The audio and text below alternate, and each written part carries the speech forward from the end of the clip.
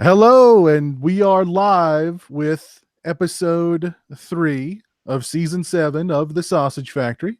I'm your moderator, Pizzelle. Joining me tonight, I've got some beautiful new faces. As Monty called it, the next generation. Yes. The Sausage Factory Next Generation. And literally the next generation, because let's just go ahead and say hello to Cameron, making his first appearance in season 7, and he's got the next generation with him. Oh, definitely. This is the new Instagram star, Mr. C. He has more followers than me on Instagram. Anyway, no, it's a pleasure being here. I've been wanting to get on these episodes. I just haven't had the time. And then last week you did Halloween. I hadn't even seen the movie yet, so I had to wait till I got on here to get all the spoilers. Okay. Well, we'll definitely talk about Halloween here in just a second. It's enormous success, and then we'll go into, because I know we don't know what you think of the movie, we don't know what Andrew thinks of the movie, and we don't know what Christian thinks of the movie. So we'll get into that. We know Lauren loved it, but we'll he's speechless. He loved it so much. It's just he's speechless. But how have you been, Cameron? I'm doing great. Just really busy, and I mean, trying to get him on a schedule that is, that meets everybody, makes everybody happy is been challenging. But no, it's been good. It's just I get about 3 hours of sleep a night, and that's about it. So I'm running on fumes, but I'm charged up for tonight's episode. So good to have you back. Thank you. Also with me tonight, making his second appearance on the show from the Christian Hannah Horror YouTube channel. Christian, how are you, buddy? I'm good, Piz. It's a pleasure to be here. I really appreciate you inviting me on, and I'm ready to get into some of these hot topics. Hashtag hot topics. Hashtag hot topic. But yeah, I'm good, man. Okay. Glad to be here. All right, good. Also with me tonight, another familiar face if you've watched the show before. He's sort of the fifth member, if you will, of the Sausage Factory, even though we've got I don't know how many. But I'm talking about my good buddy, Mr. McNugget, Andrew. Andrew, how are you, buddy? I'm doing great, Piz. Always appreciate it. Whenever I can find a free Thursday night to go ham and hang out with my pals, I'm all about it. Drinking that ham beer and just going ham. That's what it's all about, man. Can I read something to you really quickly? Please. America's classic premium beer, born in the land of sky blue waters. Hams. I love it. I'm gonna have to look into getting some ham beer next time. It tastes like ass, but enjoy it. Very nice. Very nice. Also with me tonight, Jay the Stingray. What's going on, Stingray? What's happening, fellas? What are we drinking tonight, Stingray?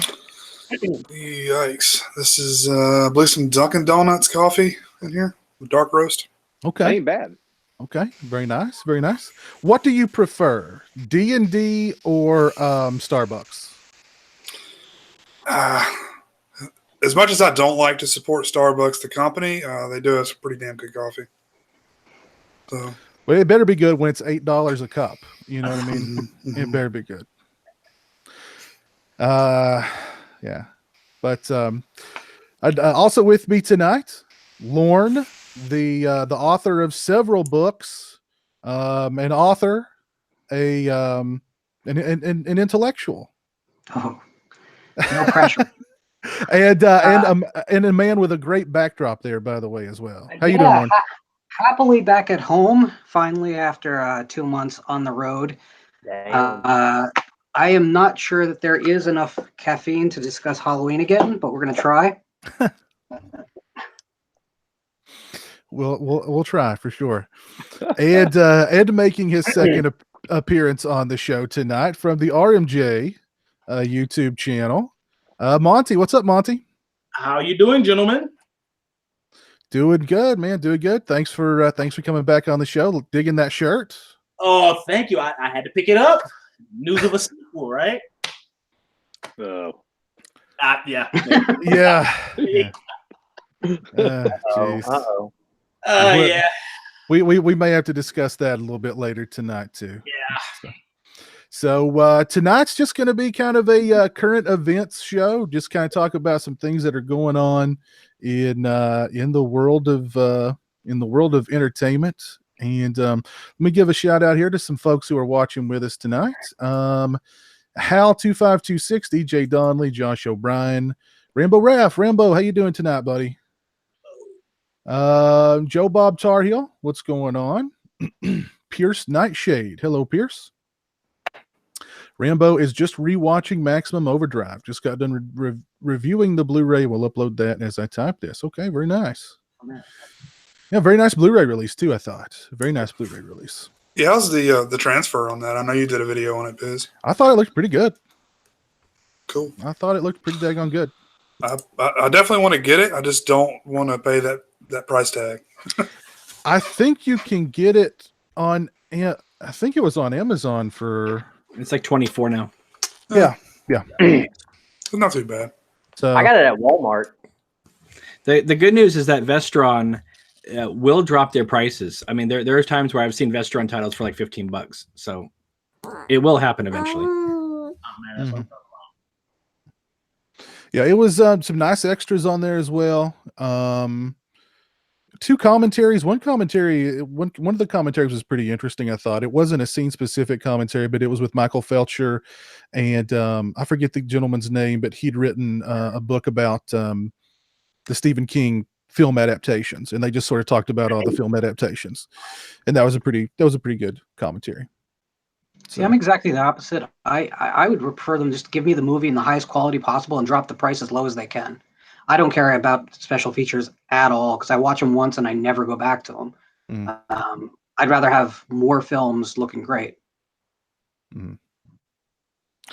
I love extras. I love the making of documentaries. I love hearing the people talk about making the films and, going in depth about, the sets and the locations and, you know what I mean? This, that, and the other. I just love that. That's sort of my favorite thing about these kinds of releases. I agree, because sometimes like Urban Legend, which is a film that I haven't seen since the 90s, but I remember it being, passable, kind of entertaining, whatever. But because that disc is stocked with so much stuff, that's like a day one purchase for me, because I just want to see.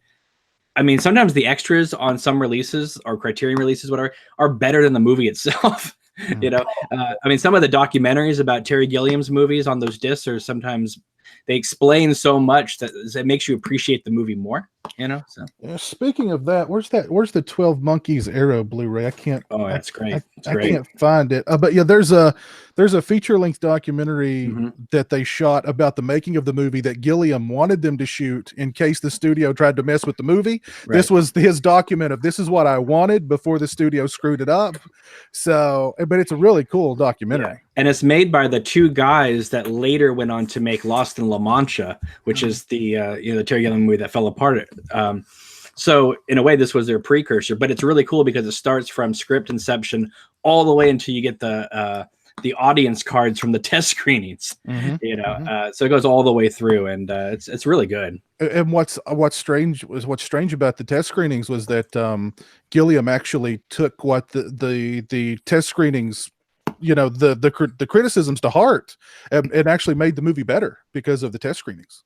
Oh wow! So I mean, you wouldn't expect that from Gilliam, but he, pretty good documentary. Yeah. That's actually my favorite part of like getting like Blu-rays and DVDs. I know actually, it's funny that you bring up Urban Legend because I remember going to see that at a discount matinee when it was released back in the day. And it's interesting how all the parts that everybody hated in the movie theater, which is basically the scene where the killer is walking into the pool and she takes off the coat and it's a chick. Yeah. I remember the whole room was just like, oh. And the director even says on the commentary how he was like, I'm sorry guys, I just had to put this together. He basically knows like, hey, this sucked, but we put it in there anyway. So it's just kind of fun to get those little tidbits. But say you guys aren't up on the John Carpenter and the Kurt Russell commentaries, though. Oh man, those guys are funny together. Yeah, it's weird though because the Universal disc for The Thing, the DVD of it, apparently it was like censored when it went to Scream Factory. I heard that like some of it was cut out. So in order to get the whole commentary, you have to get either the Laserdisc or the original DVD pressing. I've got the Laserdisc. Yeah, the Universal Collection Laserdisc.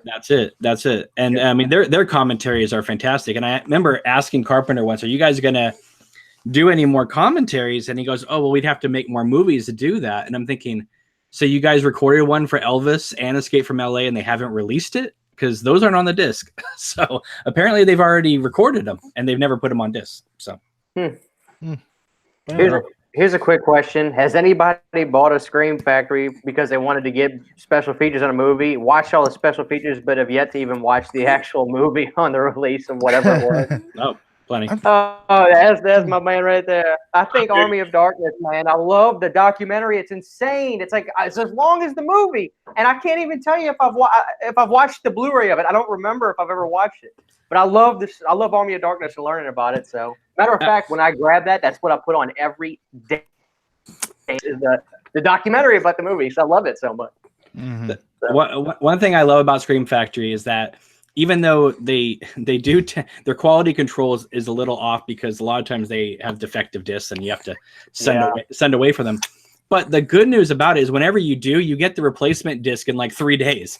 It's like really fast. So, they need to have better quality control, but their customer service is, I mean, maybe not with the poster controversy, which we need to talk about, but in terms of the disc pressing, man, it's like within 4 days of doing Drive Me to Hell, I had the replacement disc in my hand. So I wonder how much that costs them too when they got to do that.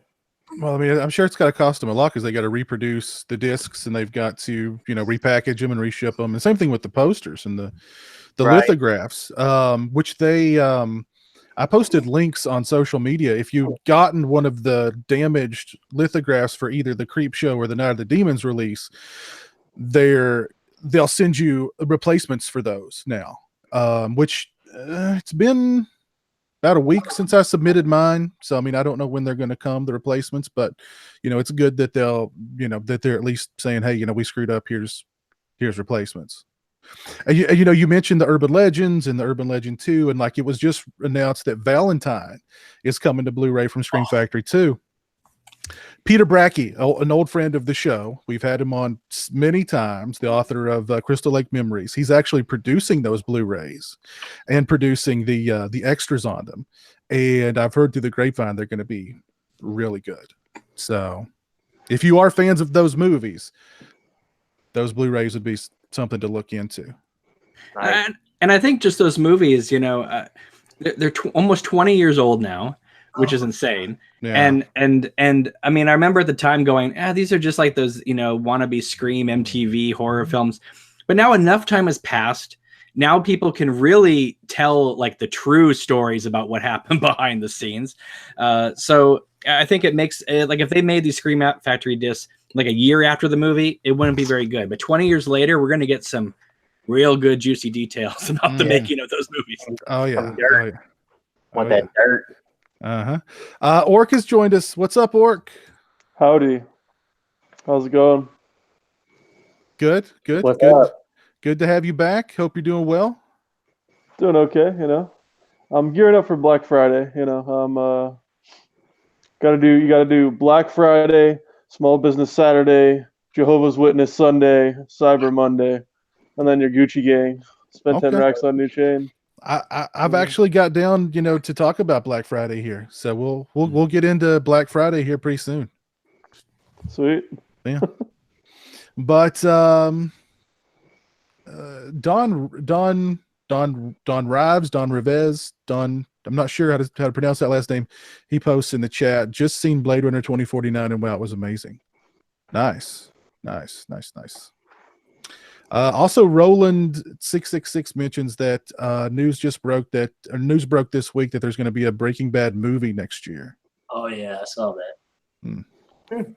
Yeah, Breaking Badder. There you go. Well, let's dive into some topics here. Let's talk about Halloween 2018. I know we spent actually let's hold off on Halloween 2018. Let's talk about how'd you guys spend your Halloween last week? Are you guys suffering any kind of Halloween hangovers or anything to that effect? Why don't Stingray, how'd you spend Halloween last week? It was good, man. The usual. I got the kids dressed up and did their thing, and it was fun. I was able to watch Halloween 3 with them, and I wound up falling asleep in the middle of it, and kind of messed my night up. But yeah, we were gonna do some like late night stuff, Cole, Orca, and I last week, but we never got around to it because we were all that stuff going on. But what did the girls think of Halloween 3? oh, they liked it a lot. They liked it. Good girl. Yeah. Mm-hmm. Not afraid of snakes and spiders and. No, I mean it was really more questions of why did that happen, but I have no answers for you. So it's the Celt, it's the rune in the mask. All right, Stonehenge, okay, and then I have to explain what Stonehenge is. All right, girls, hold on. Let me open up Wikipedia. Samhain is a blah blah blah. Have you seen the Louis C.K. bit where they're like, my children just always say why? Why is the sun up? I don't fucking know. Just ask your mother. Yeah. Why is it raining? We're going to the zoo. I don't fucking just get. I think I'm past that stage, or I hope I'm past that stage. Stingray's getting to the stage now where probably every answer is no to everything, right? Oh, they're getting to where they're like interested in boys. They like see a boy and they're like, oh man, and they're all shy and stuff. It's like, oh jeez. Am I gonna have to stomp a mud hole in somebody's ass already? Oh goodness. No, it was a good time though. It was good. I kind of started watching movies for Halloween like midway through September, so I was kind of like I've watched like 75 horror movies, so I think I'm good to go. Wow. But I've still been watching stuff since. I'd planned on watching Halloween 3 with my girlfriend on Halloween night, and we just ended up having a nice quiet Halloween night, sitting on the couch. Didn't even think about putting the DVD in, or the Blu-ray in. So I always get a list, and I'm way too like enthusiastic, and I don't get around to maybe a third. So I kind of went a different direction this year and just started. I didn't have a list at all. I just kind of watched whatever. That's cool, and pretty soon I'll be into my holiday horror movie list that I watch every December. Now that I never miss. I always Black Christmas, Silent Deadly Night, Silent Bloody Night. You know what I mean? Just the list goes on and on. So I never miss that tradition. So, what about you, Andrew? What'd you do for Halloween? Well, took the kids out. They were the Big Bad Wolf and Little Red Riding Hood. Very classic, but you don't see as much of that as you think you would. So it's kind of cool having them out there in that. And it rained about 45 minutes in, so we got an early jump getting back and me stealing their candy and stuff. Mm-hmm. And then they went to bed. I have my routine of Halloween 1 and 2 at least on Halloween night. I got through both of those and called it a night. And I also picked up a Mad magazine that had a bunch of Halloween stuff in it too. So I kind of thumbed through that as I watched along. And I enjoy peanuts and cashews with my candy corn. It turns it into a payday bar, which I'm okay with.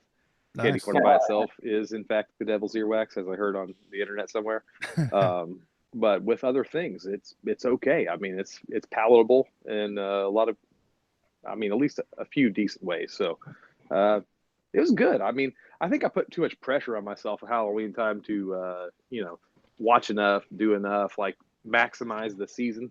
Mm-hmm. So I totally get where Stingray is coming from, just kind of kicking back and taking it as it comes, because you can almost ruin it for yourself, man. You put a lot of expectations on it.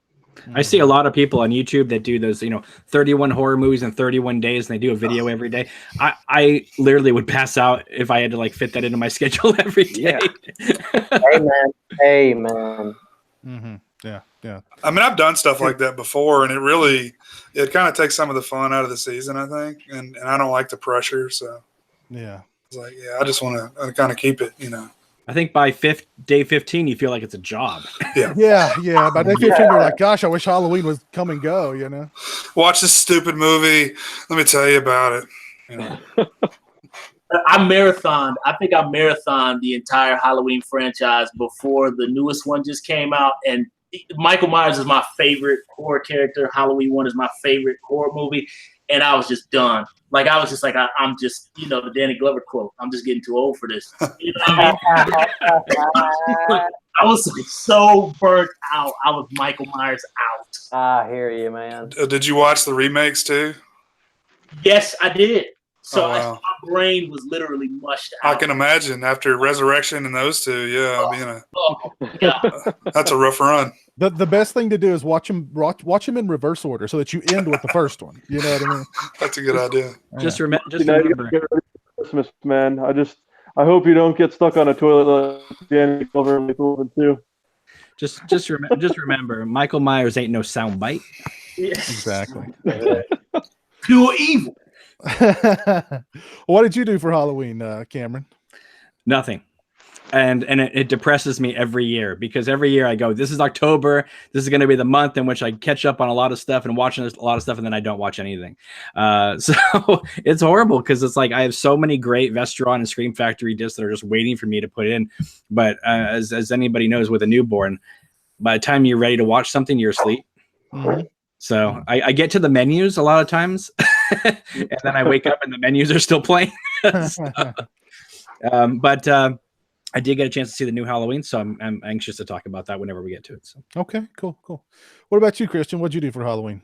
Man, I got off work at 7 p.m. I live in the Bible Belt, so trick-or-treating is done at 4 in the evening. So I think the day before that, I was talking to my wife. We actually tried to like watch new stuff this year and catch up on stuff as opposed to just watching Halloween 5, you know, for the 17,892nd time.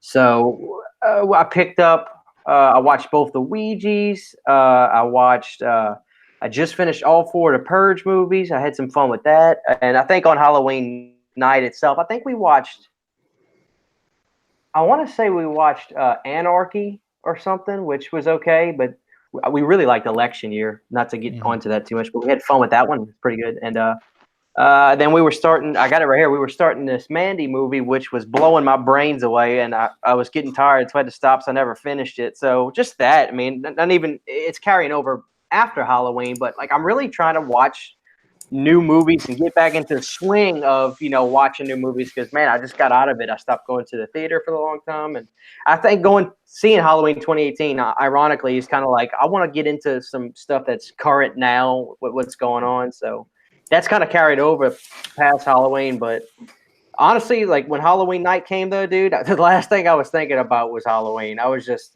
like some of you guys are saying, burnt out. You work yourself up, this, that, and the other, and then it's just like whatever. Let's just get on to Thanksgiving already, for God's sakes, or whatever. So, but yeah, that's what's going on in my neck of the woods. So yeah, well, I mean, I live in a similar place, and they actually, you know, the Bible Belt, and I don't know. I think maybe the area is maybe getting a little bit more lenient when it comes to trick-or-treating and Halloween just in general, because I mean, used to be it was, you know, it's pagan, it's evil. If a child dresses up as Superman on Halloween, you're going to hell. You know what I mean?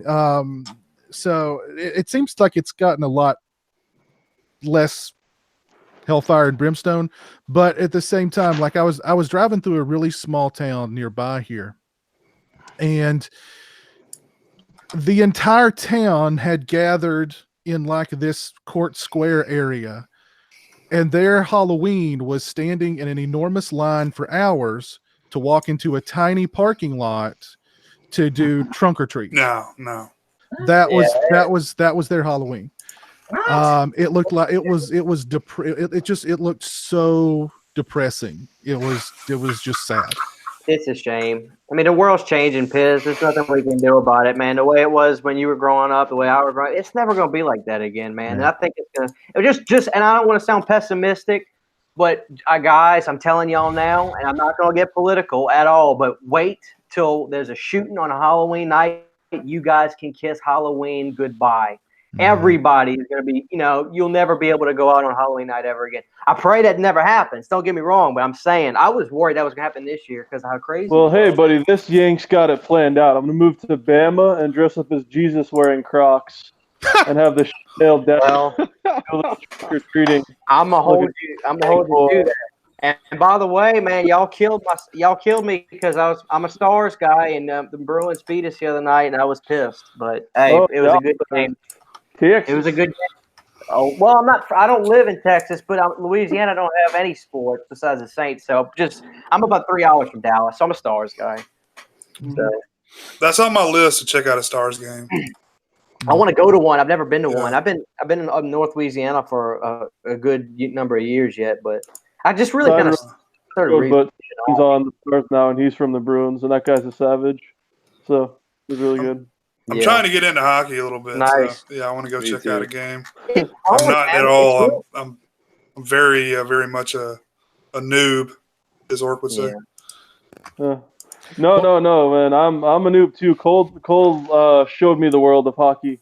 He's like, I'll tell you what it's all about. Come up here on a pond and we'll drink some maple syrup and fall over, eh? Yeah.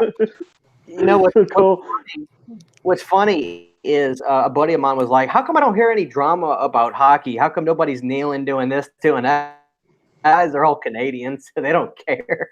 Yeah. You know what's funny though is like football's my fourth favorite major sport, but it easily goes football, and then I like hockey second over basketball because basketball has a lot of style and it's the cool thing, and all the kids are like, I'm getting Jordans or Kobe, all this shit. But they fucking talk nonstop, and if you blow on their ear, they get fucking triggered. Hockey, there's like people their necks cut open with fucking ice skates and like teeth knocked out with pucks, and they don't give a fuck, and they never brag ever. You never hear any million a year. Oh, I'm sorry, I fucking decapitated him with the puck. Yep. All right, good game. Well, Ork, like, yo, dog, you just shot me. Yo, what's up? Well, Ork, why don't you tell us what you did for Halloween this year? I watched some movies, and then we were gonna watch. What the fuck were we gonna watch? Like, I think Scream 2 and 3. Cole and Jay. Or Halloween 2 or something. I don't know.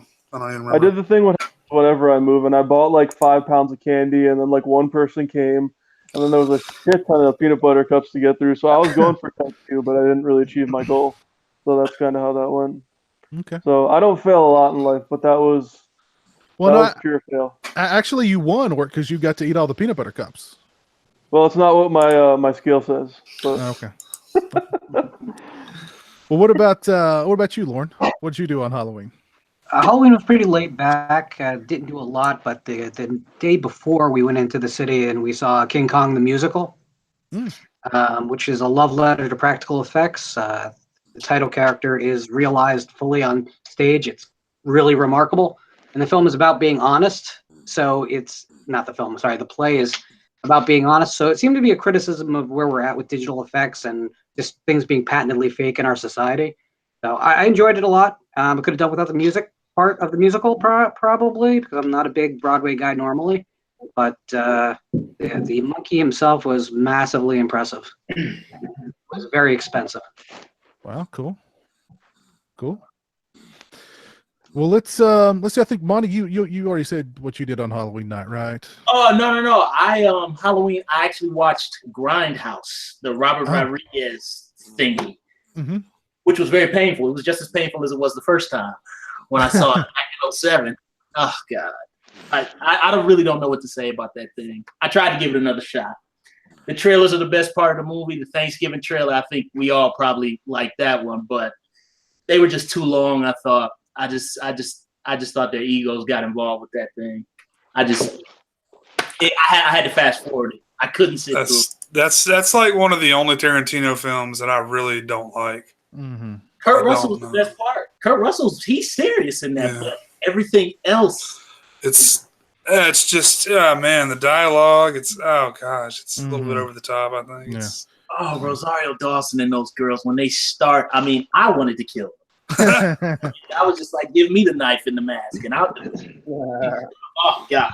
Yeah, is Monty gonna have to choke a bitch? They had to when Tarantino put out his extended cut of that movie, which is 25 minutes longer. They actually had to add a title card to it between the two sets of girls, because when you watch the theatrical cut, it's shorter. So a lot of people thought the back half what took place before the front half, because when they step on his face, it's in the exact spot where his scar is in the, when he's talking about his scar and in the bar scene.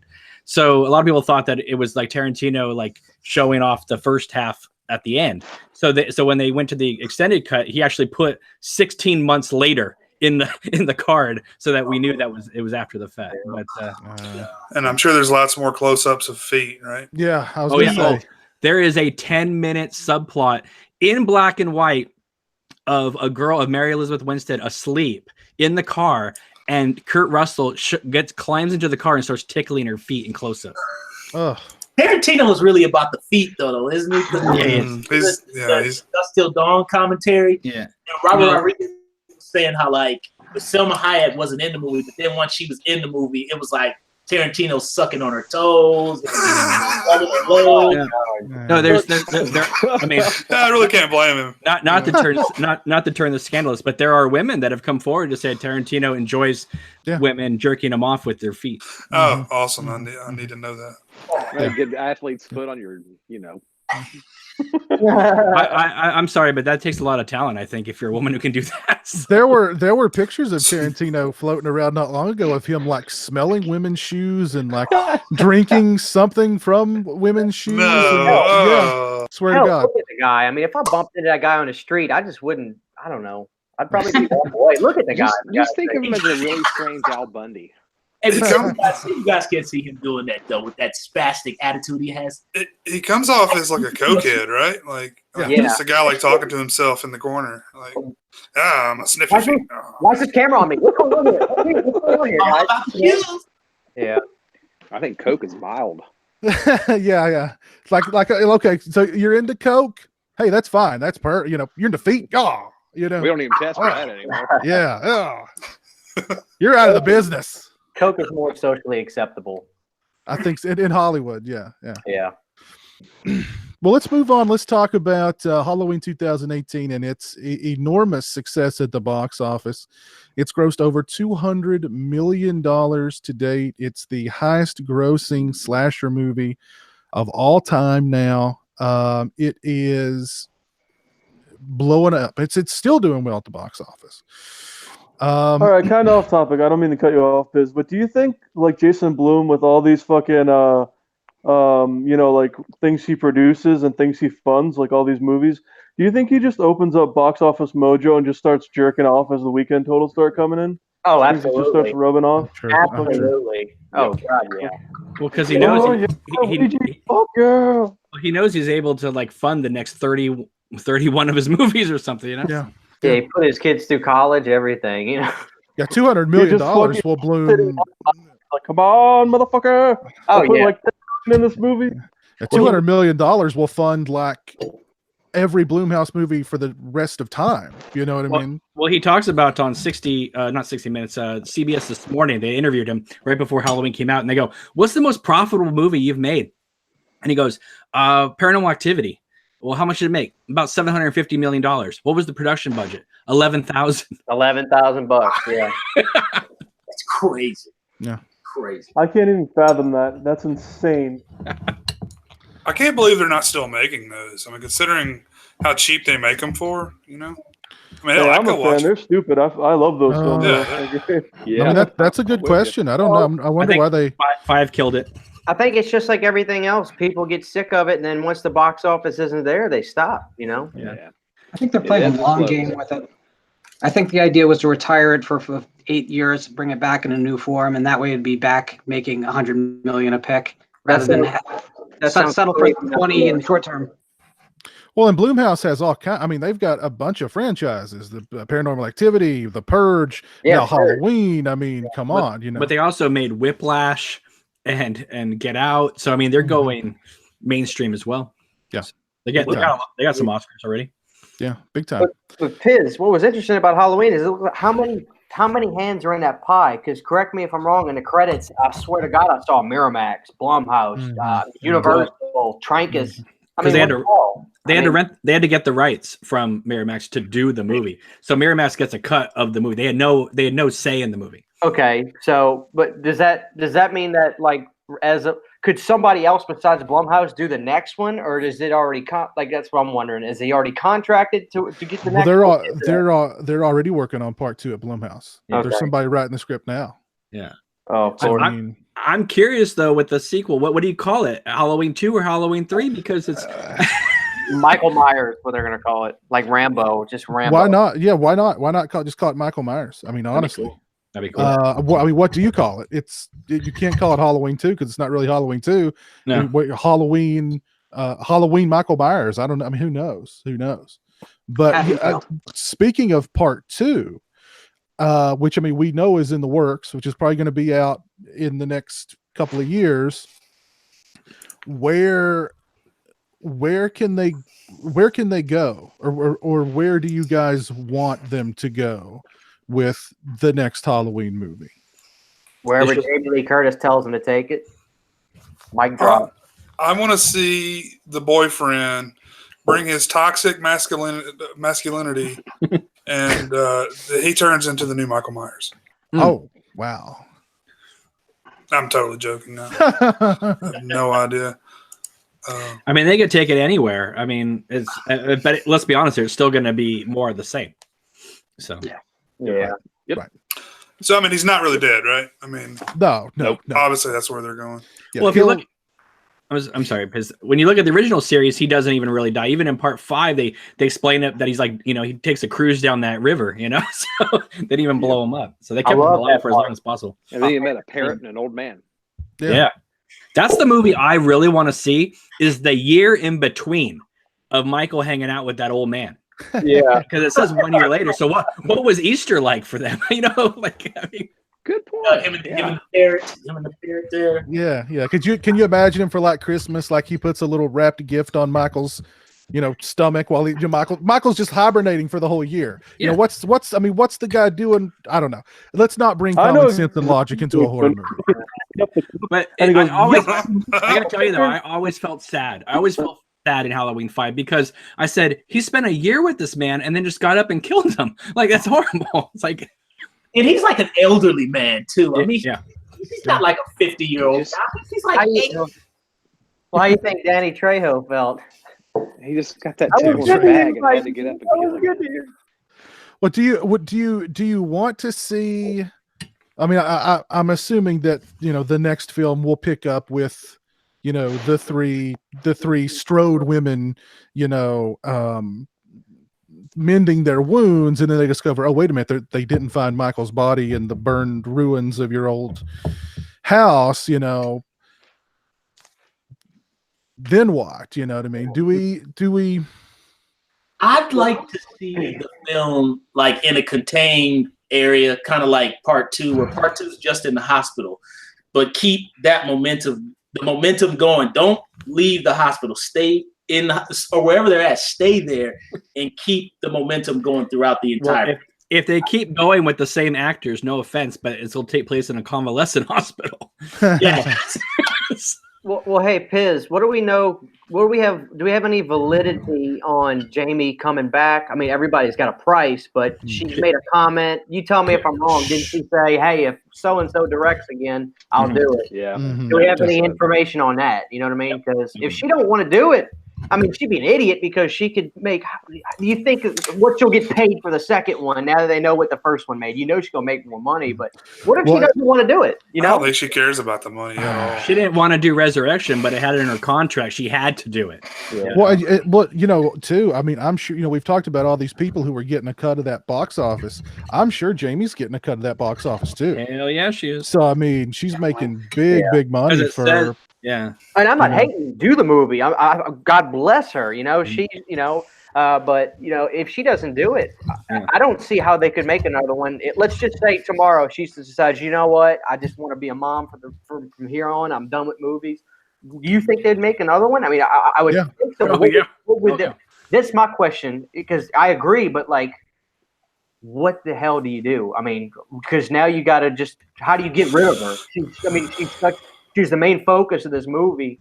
So how do you get rid of her? You kill her off like they killed Hicks off at the beginning of Aliens. Oh, God. Oh Lord. Oh, that might be what.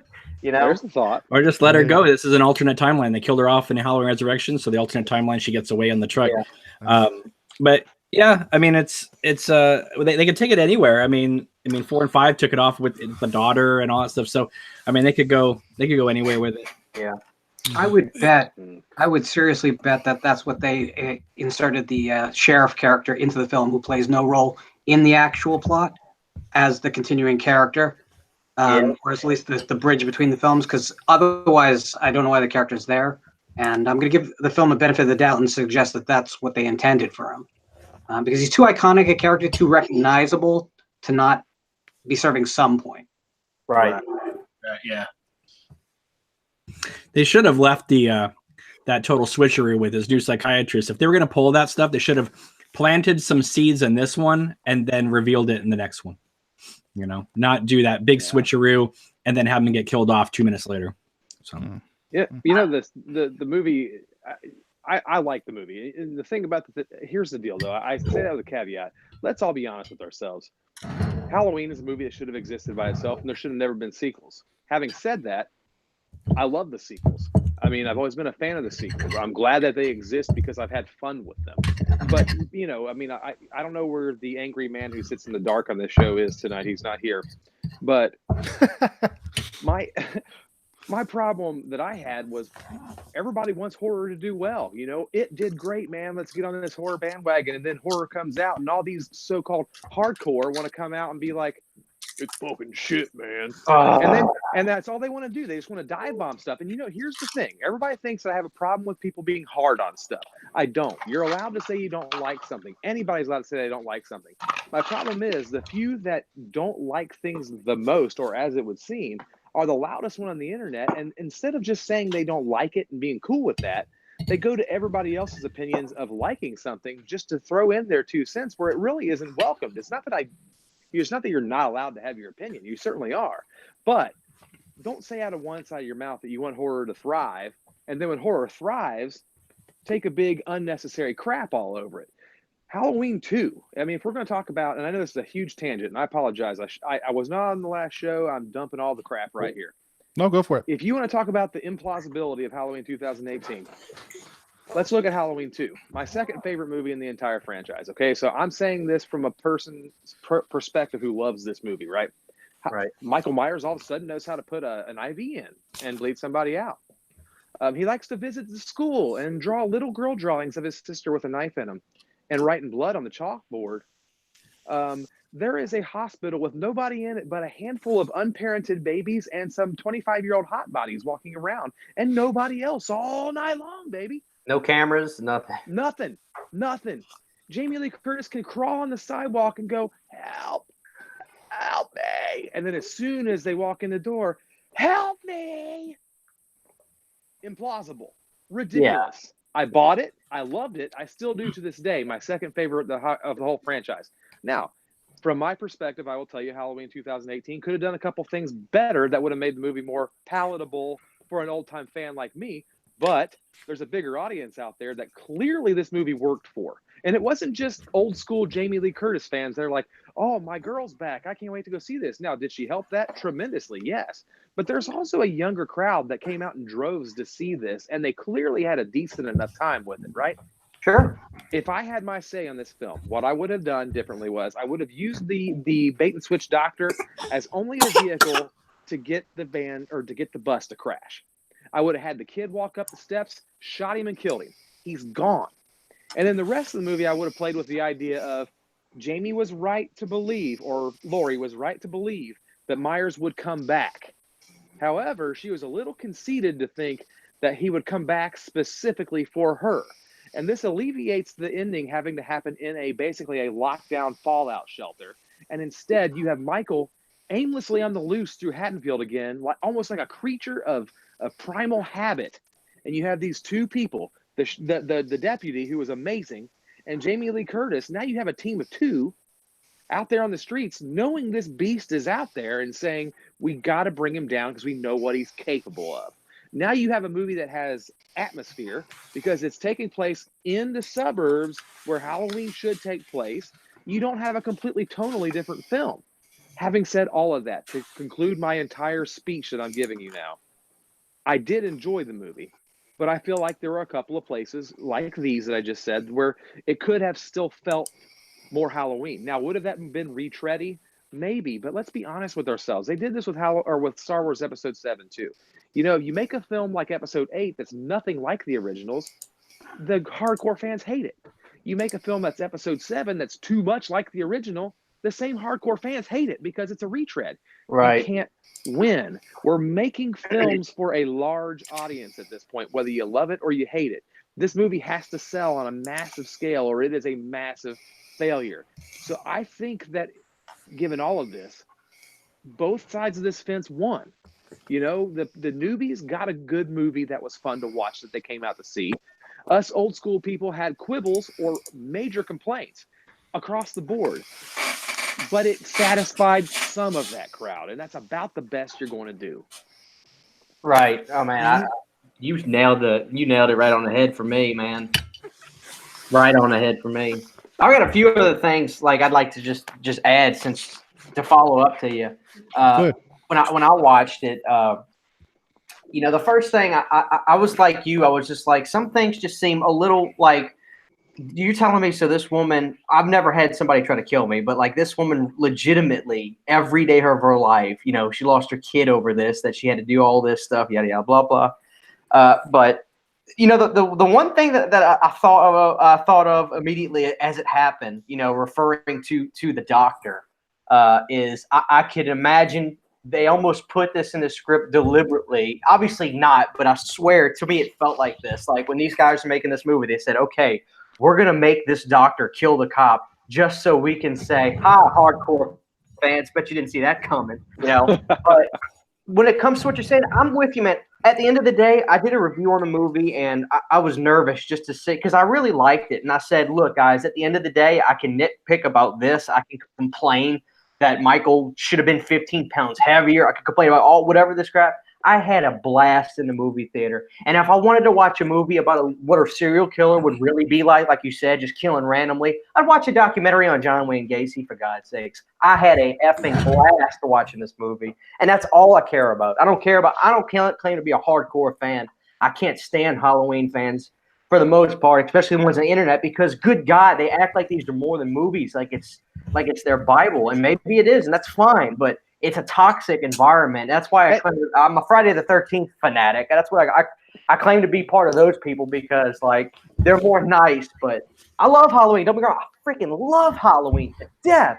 I love Halloween 6 more than anybody. But I'm not going to try to convince you that you need to like it because it's this great masterpiece and Michael really whatever. But I had a blast playing. At the end of the day, plain and simple, I had so much fun in this movie. It was a roller coaster ride for an hour and a half, and that's what I wanted, and they gave it to me. So that's going to conclude what I got to say about it. That's the bottom line, because Stone Cold said so. You know what? I was going to say I like I like that point that that you brought up about when Jamie and the sheriff and Will Patton were kind of together in that one moment. Yeah. And when you heard the score kick in, that was the part of the movie for me that felt like old school Carpenter, not Halloween, but it felt like Big Trouble. Dark. It was like, dude. They looked at each other. Right, and it should have stayed on that momentum. It should have just stayed on that until the end. Yeah. But they broke it. They broke that momentum. And that's what killed it for me. But all in all, I'm a great Halloween fan. I don't put down anybody who loves it. You know, it's cool, you know? And I want to reiterate, too, you could dislike something. And I'm not saying that you shouldn't have a negative opinion or write a negative review or whatever. It's when you've made your point and you've made your piece, at that point, it's not your task and duty to pretend like the Halloween franchise belongs to you. And that anybody out there that's saying to themselves, I enjoyed myself, that it's now my job to go in there and make sure that you see things my way and that I can take that joy away from you, because that's not my job as a negative reviewer on something. There's plenty I haven't seen, but most of the time you state your point and then you yourself move on to something that you like better, because what's the point in sticking with something you clearly did not like? And that's really all it comes down to. Yeah, it's a phenomenon. I mean, these people go out of their way to tell you how wrong you are. I mean, it's like lawyers in a Supreme Court don't fight and argue this much. It's disgusting. Hey, I'm in the Twin Peaks fan community. Believe me, this is exactly the same thing with all that. Coffee and donuts. But I mean, I liked Halloween. Yes, I have some quibbles about it, and quibbles that I haven't heard other people talk about yet, which is interesting. But it is so much better than Resurrection and all that stuff. So anybody who has a problem with like this movie, I go, have you watched Resurrection lately? Because that movie's terrible. But just a couple quibbles I had. One is, if you're gonna hold a mask up to Michael Myers and say something, why don't you stand in front of him instead of behind him? Because then you'd see his face. No, but we don't have to see his face. They could just show his back and the guy in front of him, you know? Another thing is when the daughter comes in and Jamie Lee Curtis says, you know, she's got the gun on the staircase. She's like, you would have been dead. And the daughter's like, you get out of here. I don't want you. You're corrupt. You know, you're corruption to this family. Why didn't Jamie Lee Curtis just say, Michael Myers is out? You know, she doesn't say that at all. So I think that personally, I think that there's going to be a longer cut released. I think that there are elements of this movie that I feel like were cut down, and if we don't get a longer cut, I think we're going to get a ton of deleted scenes on the Blu-ray, because there seems to be a lot. The boyfriend throws the phone in the punch, and that's the end of him. You know what I mean? But the guy who's going to like hit on the girl afterwards gets massively killed. I don't know. It just seems like, I mean, yeah, obviously, not every bad person gets it, but it just seems weird that whole subplot that we spent so much time on with the daughter and her boyfriend is not even resolved. Right. And him to have ties to Lonnie Elam from the first one too, you'd figure they'd bring him full circle. Yeah. But overall, I liked it. I'm so happy they cut out that prologue that they didn't even shoot. Thank God. Because that just would have been awful. This is my biggest complaint about it, even though I really did enjoy it. If you're going to pretend the sequels don't exist, then don't dedicate significant screen time to reprising those set pieces. You know, like the whole bathroom scene from H2O. I like that scene in H2O. I don't need to see it retreaded, even though you did it differently with the teeth. But then we got the replay of the what was his name? The guy from the Ken Foree death in the Rob Zombie movie. Right. You know, then we got that. You know, a lot of people say, oh, this is going back to Carpenter. But I agree with a lot of critics who say, no, this also has its toe dipped in the Rob Zombie universe too, with the head stomp and things like that. So I think they took a lot from all the other films. That being said, I did enjoy it. I really did. But I can't. The only thing that bums me out about it is I feel like we've already been here with H2O. Now, H2O, whether you like it or don't like it, the problem is it did get there first. And it is sort of the same story. Even though it's definitely, it takes on Laurie's, you know, problems deeper, but it still is the same story. Instead of a son, it's a daughter. Instead of just the daughter, it's you know, you got the grandchild too now. But you know, I like H2O, and I just felt like if you're gonna do a sequel to the first one, take it don't retread ground that we've already seen. That being said, I still enjoyed it because it was better. It was as a Halloween film, I thought they did a really good job with it. But I honestly expected a bit more when they first announced it. That's all. Can I ask everybody a question with this movie and the ending? Sure. Let's say all bets are off. Jason Blum decides that, you know, this needs to be a one-off. We can't. And I personally, I will go see the next one if they make the next one, which, you know, they will make the next one. I personally feel like they probably should just leave it alone at this point, but it's made a ton of money, so we know it's not going to happen. But let's pretend like Jason Blum just said, we're going to do a one-off here. Jamie Lee Curtis is coming back one more time. We're not going to do anything more with this. What if you implanted the ending of Halloween H2O in this film, and she stands face to face with him and just lops his head off, and that visceral sound effect from the first film plays, and that's the end of it? I feel like that ending fits this movie better, instead of just staring at him in the inferno and then knowing he's going to walk off. Yeah, I think that'd been great. I mean, I think that's one of the best. Yeah, I'm not a huge fan of H2O, but it's like it's almost like they wrote that movie backwards. We know how it's going to end. She's going to chop his head off. It's going to be definitive. There's going to be the big showdown between Jamie and Michael on the campus. And let's just fill in the blanks. Let's throw some Creed in there. Make sure everybody's wearing Tommy jeans. And you know what I mean? Make sure Josh Hartnett's hair is super spiky. and we'll just fill it out until we get to that point.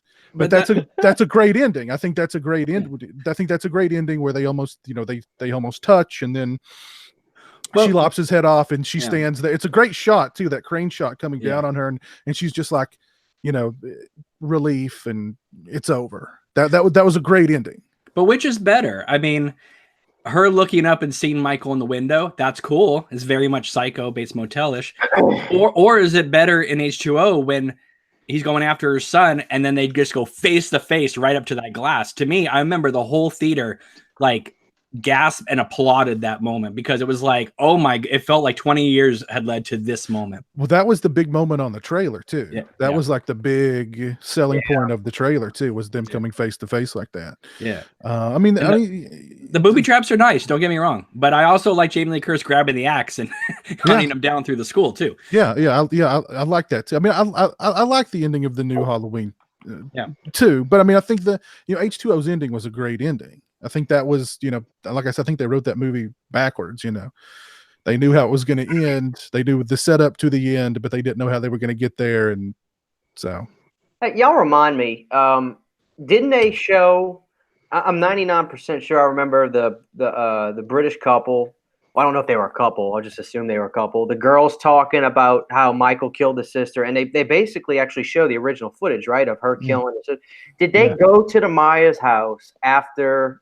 After the movie gets going, did they ever show with the Myers house in present day at all in the movie, or did they not? I don't think they did. I don't know. I think it'd be cool to finish the film there, but if they didn't show it in the first movie, why would they show it in the second? Actually, no, just screw that. Yeah, they should bring the Myers house into the second movie, and they can end it there. Let Jamie and Michael, Laurie Strode and Michael finish it there. Let her stab him with a knife just like he did.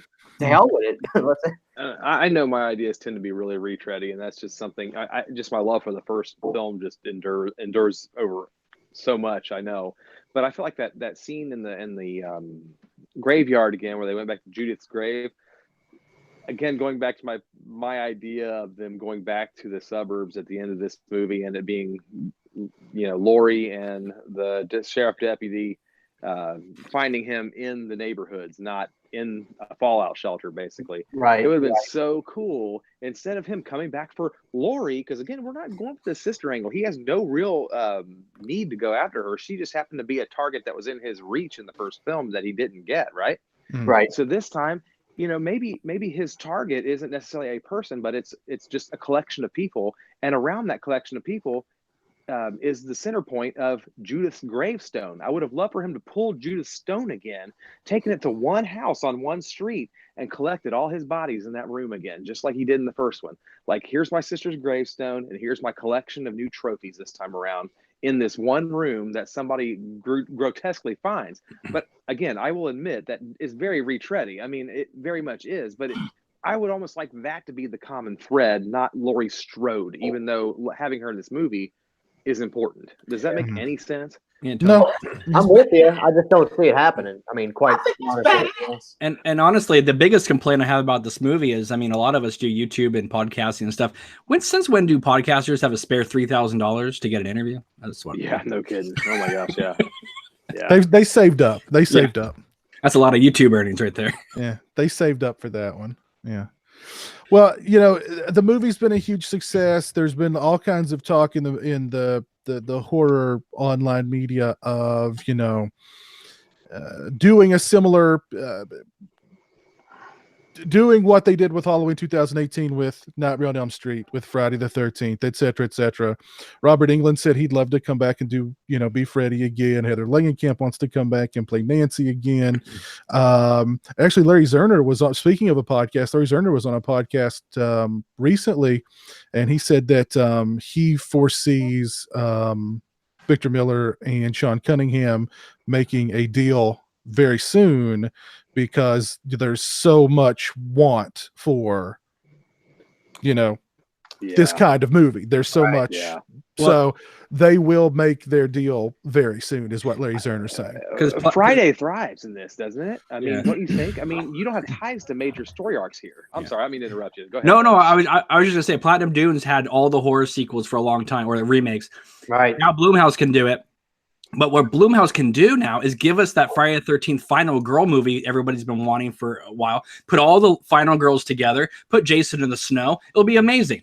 You know, Paramount screwed it up. We've been talking about this for a long time. That when they got the rights back in 2013, and they had 5 years with the rights, they should have been cranking out a Friday the 13th movie every year, giving us 5 of them before the rights went back to Warner Brothers. So you know, if Blumhouse can get a hold of it now. Let's do it. I mean, put Nancy in another movie. Bring the Friday Girls back, and let's have a last hurrah with all these great villains that we love before they're all too old to do it. Yeah, and I think if they, you know, I'm surely to God, you know, Warner Brothers and New Line are writing a new Nightmare right now. It's got to be in the works. They would be dumb to not, you know, they're you know, Halloween 2018. A big part of it is that nostalgia. You know, what's more nostalgic than Robert Englund as Freddy Krueger one more time? I mean, Right. that would be gangbusters too. So I mean, and then you know, I you know, going to Friday the 13th, but you know, bringing back, you know, Tom Matthews as Tommy Jarvis and some of the other, you know what I mean, the final girls, and you know, I don't know.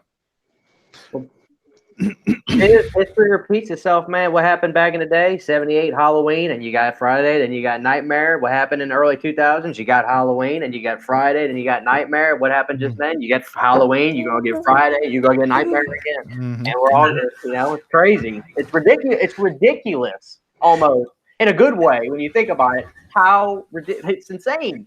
And I think what frustrates the fans is a lot of us know that these movies could literally write themselves. Oh yeah. I mean, yes. and yet when Paramount and all them were like overthinking, I remember Piz doing lots of videos like, why are they overthinking this? Why are they doing this and that? Just give us Jason at the camp and we'll be happy. Mhm. Well, You know, AMC just showed all the Paramount ones, I think like a week or two ago, and I'm watching it at work, strangely, with a couple of my patients. And it was just so hysterical to see how every movie from the Paramount ones hit the exact same beat. yeah, the soap opera. I was with one of my Yep. patients. He literally could not tell the difference between what movie was what. Oh yeah. And they were just running all back to back all night long. I love But it. why do you think pop country is so popular? I mean, you may cringe at it, and it may be terrible music, but it sells, and there's a reason for it. It hits a certain beat in a certain way with a certain instrumentation, and people like it. Friday the 13th, in a lot of ways, isn't very different, except for the fact that it's just a beat that I like better than country music. You know, it hits things, and that formula is not something. There's not as much baggage with that as there is with Halloween. Like he just said, you just need the camp, you need the killer. You need some stupid reason why they're all together, and then let them go. That's it. Yeah. Well, I love, and some people have asked where B Movie Mike is in the chat tonight, but B Movie Mike had to take some time off. But his analogy was perfect. He said, and this was a couple of seasons ago. He said, you know, you buy an AC/DC record because you know exactly what you're going to get with an AC/DC record. Exactly. You don't, you know, if you bought an AC/DC record and like they're doing, you know, Angus or what's his name, you know, they're rapping, they're now Korn, you know what I mean? You're going to go, what the heck? That's what they're doing with Friday the 13th. They're taking, they're trying to make sneaker metal out of AC/DC, and it's not going to work. Right. You know what I mean? Well, I'll never forget hearing from some of the writers that were working on one of the reboots, remakes, whatever, Hellraiser for Dimension, and they would be working on it and going in a good direction. And all of a sudden, I don't know, for example, Paranormal Activity or someone come out, and then they'll come to them in the writers' room and say, Paranormal Activity is a huge hit, so we needed to work that into this movie too. And it's like, you can't take a movie that's supposed to be this and turn it into a hippo just because hippos are cool now. You gotta, you know. Friday the 13th will go over so well if it's done right. All you gotta do is do it right. And you talk about it was the same movie beat for beat. Well, Paramount, and I think even Joe Bob Briggs once mentioned that to them, the Friday the 13th series was like a Big Mac. And as long as you like produce the Big Mac over and over again, it was going to satisfy that hunger until next year. Yep. And my thing is, I love the Paramount Fridays. You know what I mean? What killed it for me was Jason Goes to Hell when that came out. But I guess I'm along with you guys. I don't understand why they just don't have faith in just hitting that same beat. It will make money. it will make money. But I don't understand how people do it. Well, Cameron made what was hot at the time when they were trying to make the Friday the 13th of Paramount. Bates Motel was hot. They tried to make the new Friday the 13th Bates Motel. That's oil and water. You're completely off base. That's ridiculous. So I mean, yeah, exactly. Now, what were you going to say, Andrew? I'm sorry. No, I mean, just think about, and I don't mean delving into topics in a deep psychological way, but think of all the different ways that Freddie can now invade your dreams, given the technology and the lives children lead nowadays with cyberbullying and all that stuff. Again, I don't mean go deeply into those topics, but I mean in the same corny, cheesy, over the top, but still scary way that Freddie could invade these I don't know, inadequacies people see in themselves, or these areas where we lack confidence in ourselves, and you know, and how many different angles Freddy Krueger can come at you from now and still be Robert Englund and still be believable. I mean, you know, he can still be the same actor playing that guy because the guy's not changed. He just has more avenues of getting to a 16-year-old kid now. Yeah. And I'll take it a step further because I love that. But it's now owned by New Line Warner Brothers. You could go a step further with that. Take all of that, what you just said, and look at what Chris Nolan did with Inception. And think about if you could do dreams within dreams within dreams. Oh, you could. That just opens the limit, the sky of what you could do with Freddy. So you do all of that stuff, and yet you get out of one dream, but you're still in the dream. You're never going to get out because you're 8 layers deep down. Yeah. You spin the little spinner, and then it shoots up into your eye, and like out of your Yeah, I had somebody ask me the other day. I want Robert to come back and do it and all that. And somebody was talking to me. It was like he can't do it. He's too old. He can't do it. And I said, man, I am a diehard Nightmare guy. What the hell stunts was Robert doing in the 80s? He wasn't doing any stunts. What are you talking about? He did the Freddy thing in some television show not long ago. I know. The Goldbergs. What the hell stunts? What stunts are you talking about? I mean, it's not Freddy in Rambo 4. I mean, what the hell you get? I mean, he's still in good shape. I mean, I saw him at a convention just a few months ago. I mean, it's not like he's put on 300 pounds. It's not like he's, using a walker in a wheelchair now. He's still, in good shape. He's still, he could do it.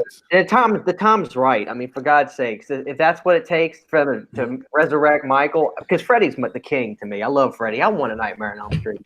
I don't care about Heather Langenkamp. I could give it to her if she comes back or not. If she does, cool. If not, I'm still gonna go see it anyway. But I'm never a big fan of hers. Nothing personal. She's okay. But I want a new Nightmare on Elm Street more than anything. They could have really done something with it too, because like in the TV series, it was the Wolfman. Because Warner Brothers owns Nightmare on Elm Street. I mean, they could have easily brought some of these characters in there. They were going to. Yeah. Because if they had, I think it would have introduced those characters to new kids who then would have sought out those films more. They were gonna, because if there's a scene where one of them goes into the movie theater to meet another one who's playing a video game, and the movie that's playing is Nightmare 5, and they were gonna write in a scene with Freddy, with Robert Englund as Freddy. For some reason, where Pennywise takes on, the guise of Freddy with Robert Englund as Freddy, and for some reason they didn't throw that in there, which I don't know. Would that have taken you out of the movie, or would that have made it more? I don't know. Would have been awesome. That would have been $20 million at the box office. They should have did it. I would have been up on my feet. I'd have got it on my feet in the theater. It would have been like the Shining sequence in Ready Player One. It would have been like, you got to go because Freddy's back. Yeah. Hell yeah. That's the only thing I remember about Ready Player One now is the Shining thing. That's the only thing I remember about. Yeah, truly. That and Mechagodzilla. That's the only two things. Mechagodzilla was cool. When Chucky came in, that was pretty cool. When they threw Chucky into the mix and he was bouncing around, that was pretty cool. Yeah. Lauren, you look like you want to chime in. Your thoughts? I don't want to talk about Halloween. What about your thoughts on the new on bringing, what's old is now new again? Well, yeah, I mean, and I'm all for bringing Jason back. I'm all for a new Nightmare on Elm Street. I think Nightmare on Elm Street has a lot of baggage. When we think of Nightmare on Elm Street, we tend to think of the first film and tread lightly with the sequels. And I think that's what they're going to have to do with any relaunch. because I don't think that really even Dream Warriors, as well as it's received, is of its time. I think that's one series where you're going to have to go back to the basics in a big way and keep the story as simple as possible for a relaunch, because that's what made the first one so effective. As far as Friday is not brain surgery. I think there's things you could do to make it feel like a classic Friday, but still be innovative, which aren't necessarily high concept. Playing with the framing mechanism. I'd love to see a Friday the 13th that begins after a camp massacre with the first responders showing up and getting hunted. That kind of thing. I think there's big opportunities to go where we haven't seen before, and you don't necessarily have to set it in winter. Again, you don't need a big concept. Right. But to be honest with you, the big thing I'm just depressed about is we're talking about icons that were icons when I was a kid. I mean, I went to go see Final Chapter in theaters. It seems like there should be another generation of icons available to us. As much as if you look around this room, you see I love Jason, and I don't want that taken away, but we got to start supporting things that aren't the big marquee titles too. We really do, because this is not going to play forever. It's not like in another 20 years we can bring Jamie Lee Curtis back again. So we need to start working on new icons and properties, make sure that we're supporting new films and new voices, because this is a dead-end route in another 10 years. So I love talking about the stuff that I grew up with. I love that. But I really am starting to feel more and more strongly that it's time to find new properties to support that can take us for the next 30 years. That's my big feelings on this issue. Well, and the success of Halloween is going to make the success of Halloween and say the failure of Hellfest. Hellfest didn't fail. But I mean, they're going to compare the two, though, the same way they compared Friday the 13th with Rings. They're going to go, okay, this is an original concept. How much did it make? Oh, okay. How much did Halloween make? Oh God. Sure. What else have we got? Friday the 13th. And you brought up a Hellraiser remake, Cameron. They will never make the only way they'll make a Hellraiser remake, the fundamental core of Hellraiser is that it is inaccessible. It is not a movie that's going to play to the masses like Halloween, Friday the 13th. And that's what they wanted to make with the Hellraiser remake. And it fundamentally is not, it's not Hellraiser then. It's, I don't know. Even those awful Hellraiser sequels, you know what I mean?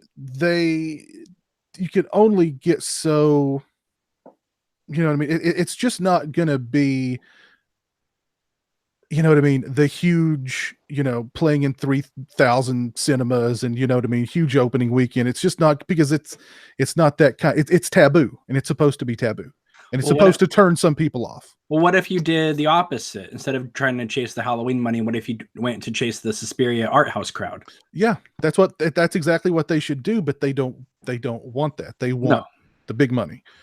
That's why they looked at, because for a while they had Todd Farmer and Patrick Lussier doing it, because they had that big success with My Bloody Valentine 3D. Mm-hmm. So they wanted My Bloody Valentine 3D in the Hellraiser world. That's why that never worked, because those are two completely divergent things. And Todd Farmer is smart enough to know, well, Hellraiser's not My Bloody Valentine. Hellraiser's Hellraiser. It's taboo. It's about, you know what I mean, extremes, and you know what I mean. You to make a true Hellraiser movie, it's not going to make, hundreds of millions of dollars at the box office.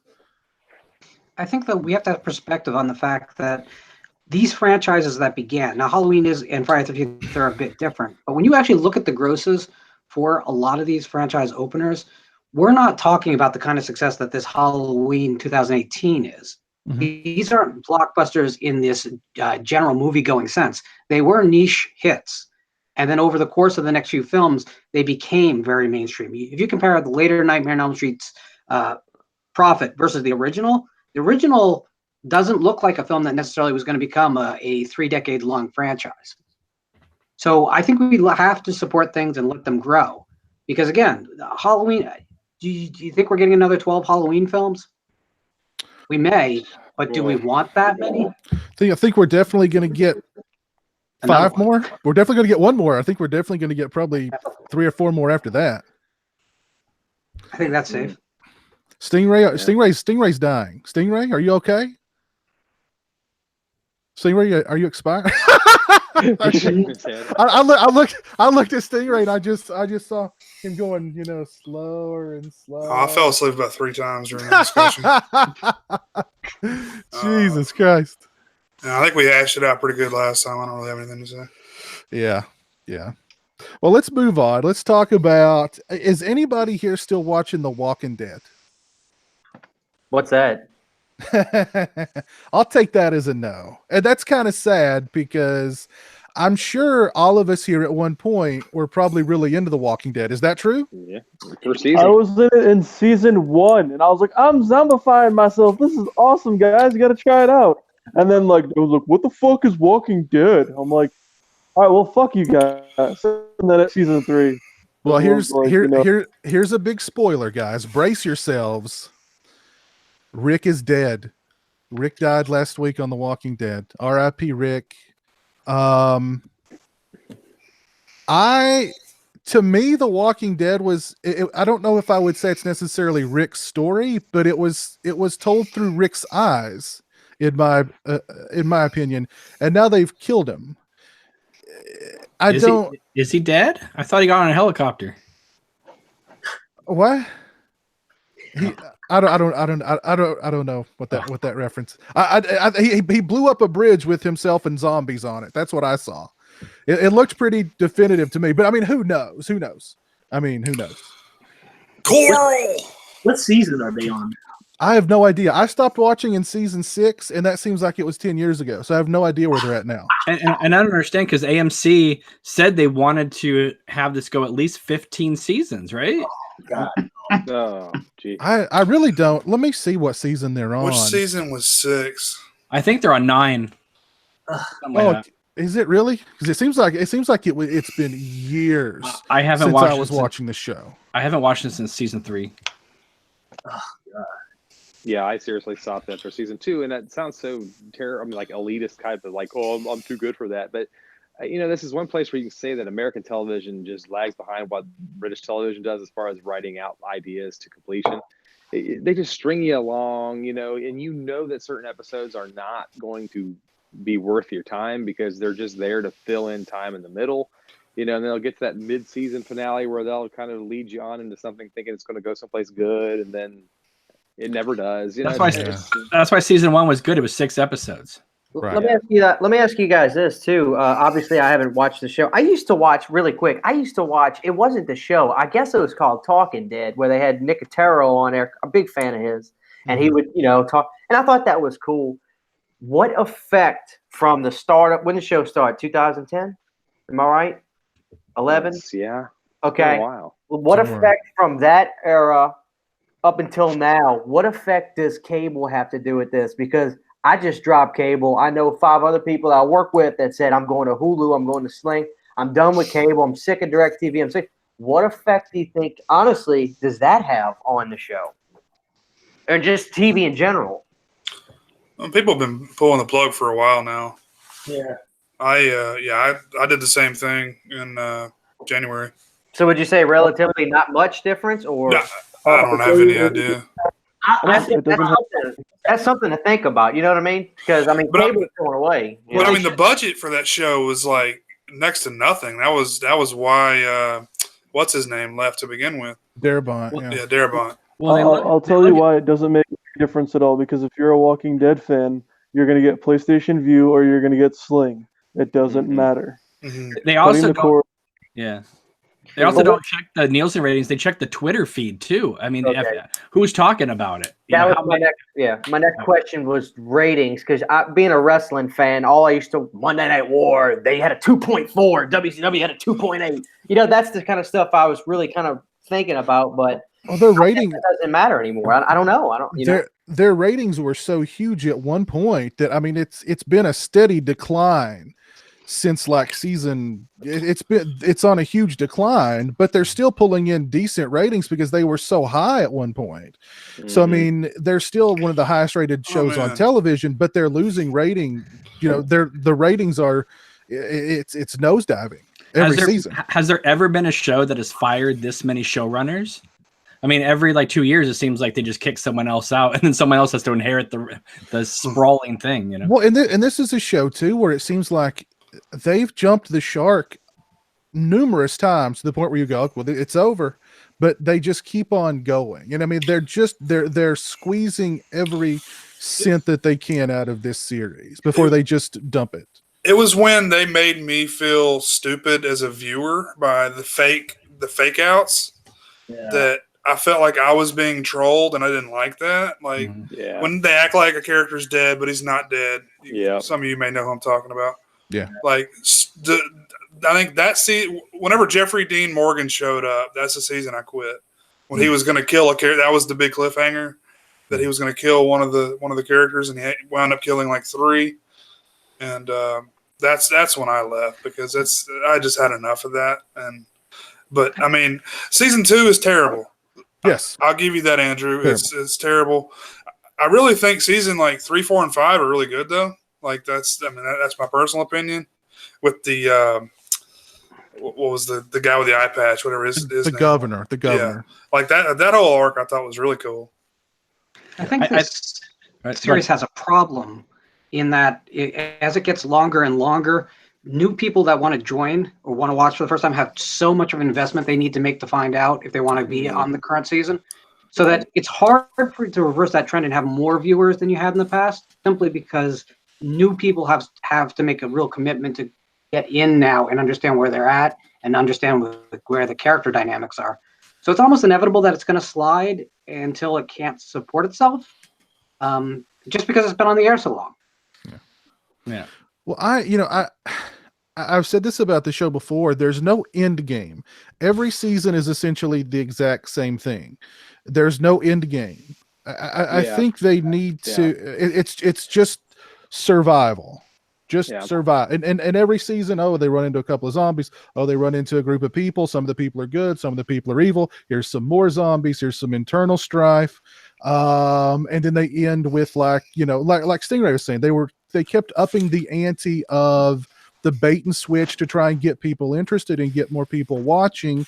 And I think they ended up alienating a lot of people doing that. And then it was just the repetitive, every season is the same. There's no end game. And I mean, watching people survive, I mean, that gets boring after a while. I think you could fall in the same trap with I know there's only been 2 seasons so far, and I have enjoyed watching this show, and I will watch more of it when it comes out. But Stranger Things is doing the same exact thing. I mean, they fight, they figure, they worry, they work, they figure out exactly what's going on with the characters that are troubled by this Demogorgon and the Upside Down. And then at the end of both seasons, it's the same thing. You find out that they essentially solved nothing. Yeah. And then they're just going to repeat and do the same thing the next season. And I'll even say like Infinity War with the Avengers movies. I felt so cheated by that movie because I'm sitting there watching all these characters, and my sister loves these movies. And she's like, "Oh, my friends, I was so affected by that." I'm like, not a damn one of those people except for maybe 2 are actually affected by this, because they're just going to pull them right back in through some stupid, corny plot device, and there's no weight to any of the issues that happen on screen, because they're just, why in the hell did they hire that kid to play Spider-Man and kill him in Avengers 2 or 3 or whatever the hell it is, Spoilers. I'm sorry, Stingray. Spider-Man is not dead, but they want you to believe he's dead. Well, of course not. Spider-Man Homecoming 2 is coming out soon. And they're like, it was such an emotional moment when he's holding on to Tony Stark. No, it's not, because he's not gone anywhere.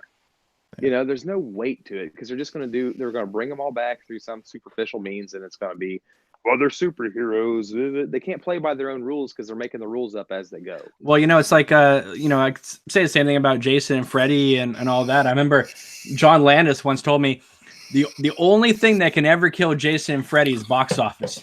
Yeah. Well, I just looked on the Walking Dead's IMDb, and a couple of things struck me. The first thing is that the top 10 rated episodes of the series, just about all of them are 2010, 2011, 2012, 2014, 2013. There's one episode from 2016, and the very last episode where Rick died, quote unquote, is ranked number 4. But all the highest rated episodes are from seasons ago.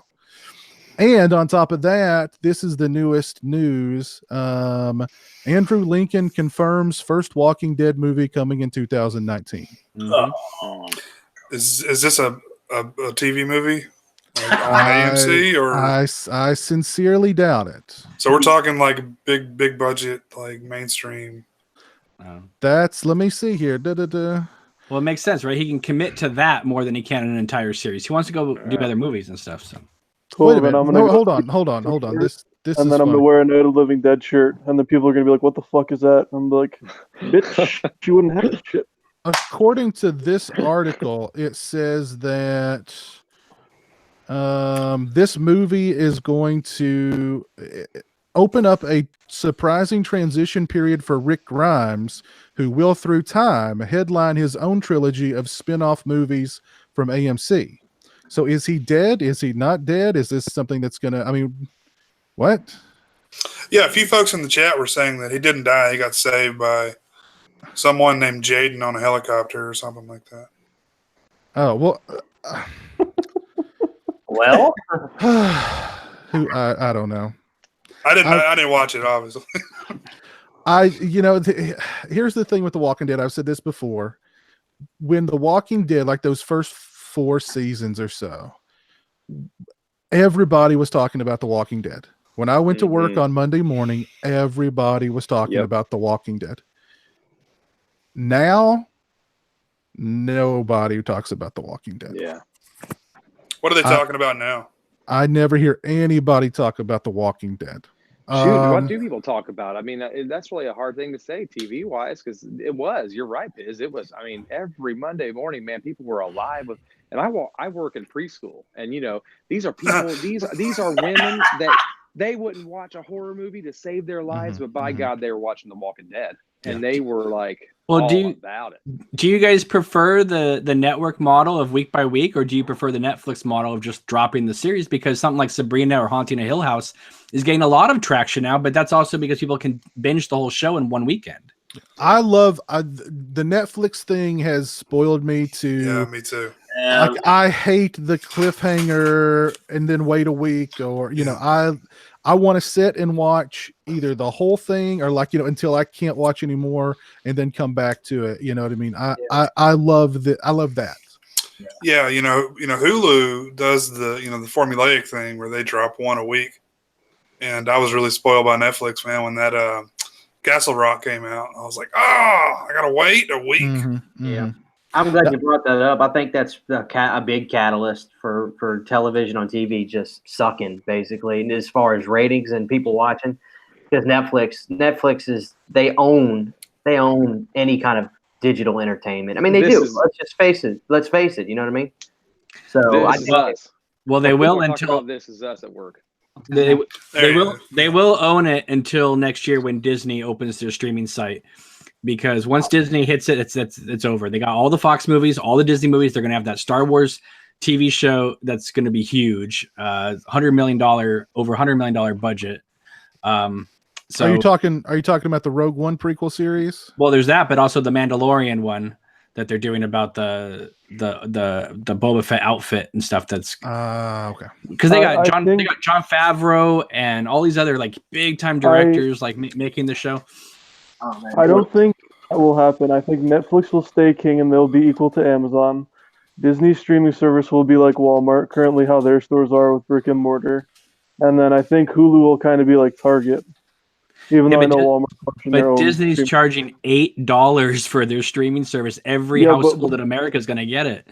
Yeah, but what's going to be original proprietary for them? That's what's going to be exclusive to Disney is what I want to know. Or did you already kind of say that? Well, they've got Marvel. Yeah, they've got everything. They've got pretty much everything. But I think Netflix is more normie than fucking cable TV at this point. Absolutely, I agree. If it surpasses Netflix, it's going to take like 5 years. But hold on, what do you mean by like Marvel and stuff? Because I'm not into the comic book stuff at all, but I'm pretty sure I've seen a action hero movie on Netflix already. So they're taking them back. Yeah, or they're canceling them. Oh, that's why they canceled. What was it, Luke Cage or whatever? Yeah, Luke Cage and the other one, the white samurai guy. What was his name? I don't even know his name. Oh yeah. Here's, Iron Fist. Yeah, that one's gone. here's the real question. Are they going to have Luck of the Irish, Motocross, the Even Stevens movie? Are they going to have all that good shit on there? That's what I want to know. Well, they're doing like mini series of like characters. Like Scarlet Witch is going to get like a 6-episode like mini series and things like that. So if you're into that stuff, they're going to do that. But then they also have all the Fox movies. So like if you want to watch Alien or Predator, that you have to get the Disney streaming service. Oh, they're fighting.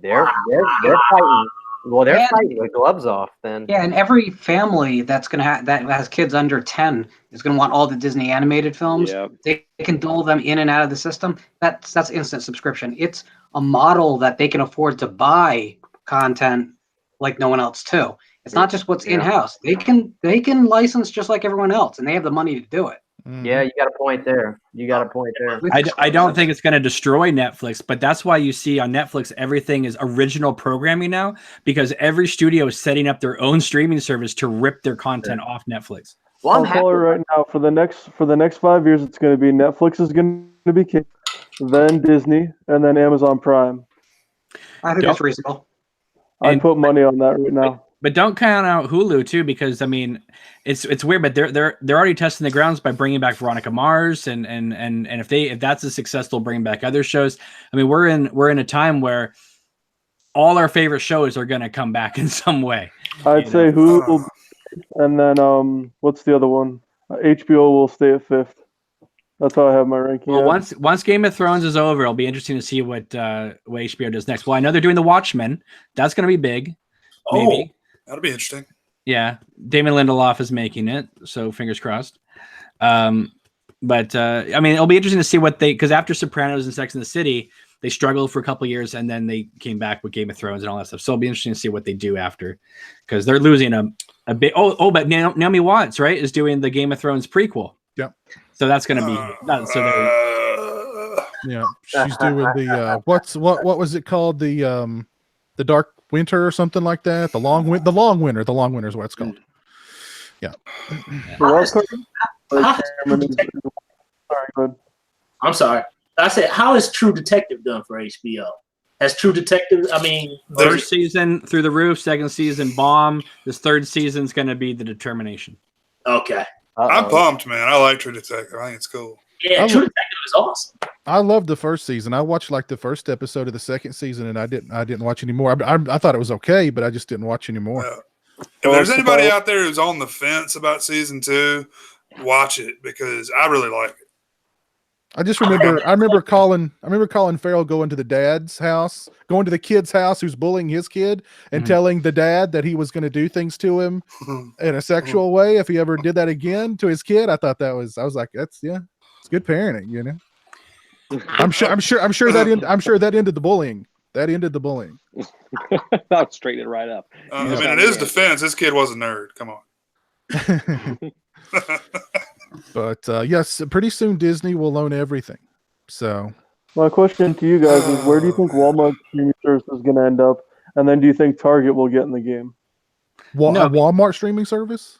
Voodoo. Yep. Voodoo. I mean, Target tried it and it tanked. Best Buy tried it tanked. Voodoo is the only one that survived because Walmart is everywhere. And because it has partnerships with a lot of streaming services as well. Yeah. And I like Voodoo a lot, actually. I do. So do I. You know, I don't like the fact that they've removed all the UV codes, and so now it's all movies anywhere. So all the people that are attached to my account don't get the movies anymore. But you know. Wait, Movies Anywhere is not on Voodoo anymore?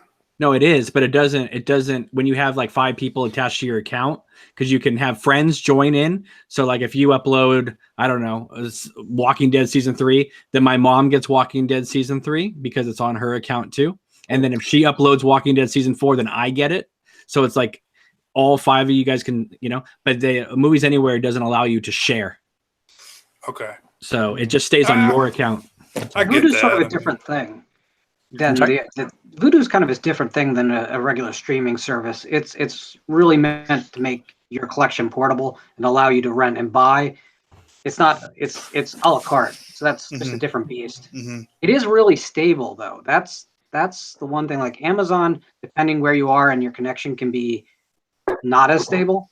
So that's something that if Voodoo wanted to take their system and get into the actual streaming game, they could have success. Don't count them out So, completely. Now, Sure. because I I think once saw. Walmart and Voodoo. Good. Good. Oh, I was just I gonna think say. Walmart and Voodoo shit. Damn it! Fuck, I hate lag. Sorry, Cameron. It's okay.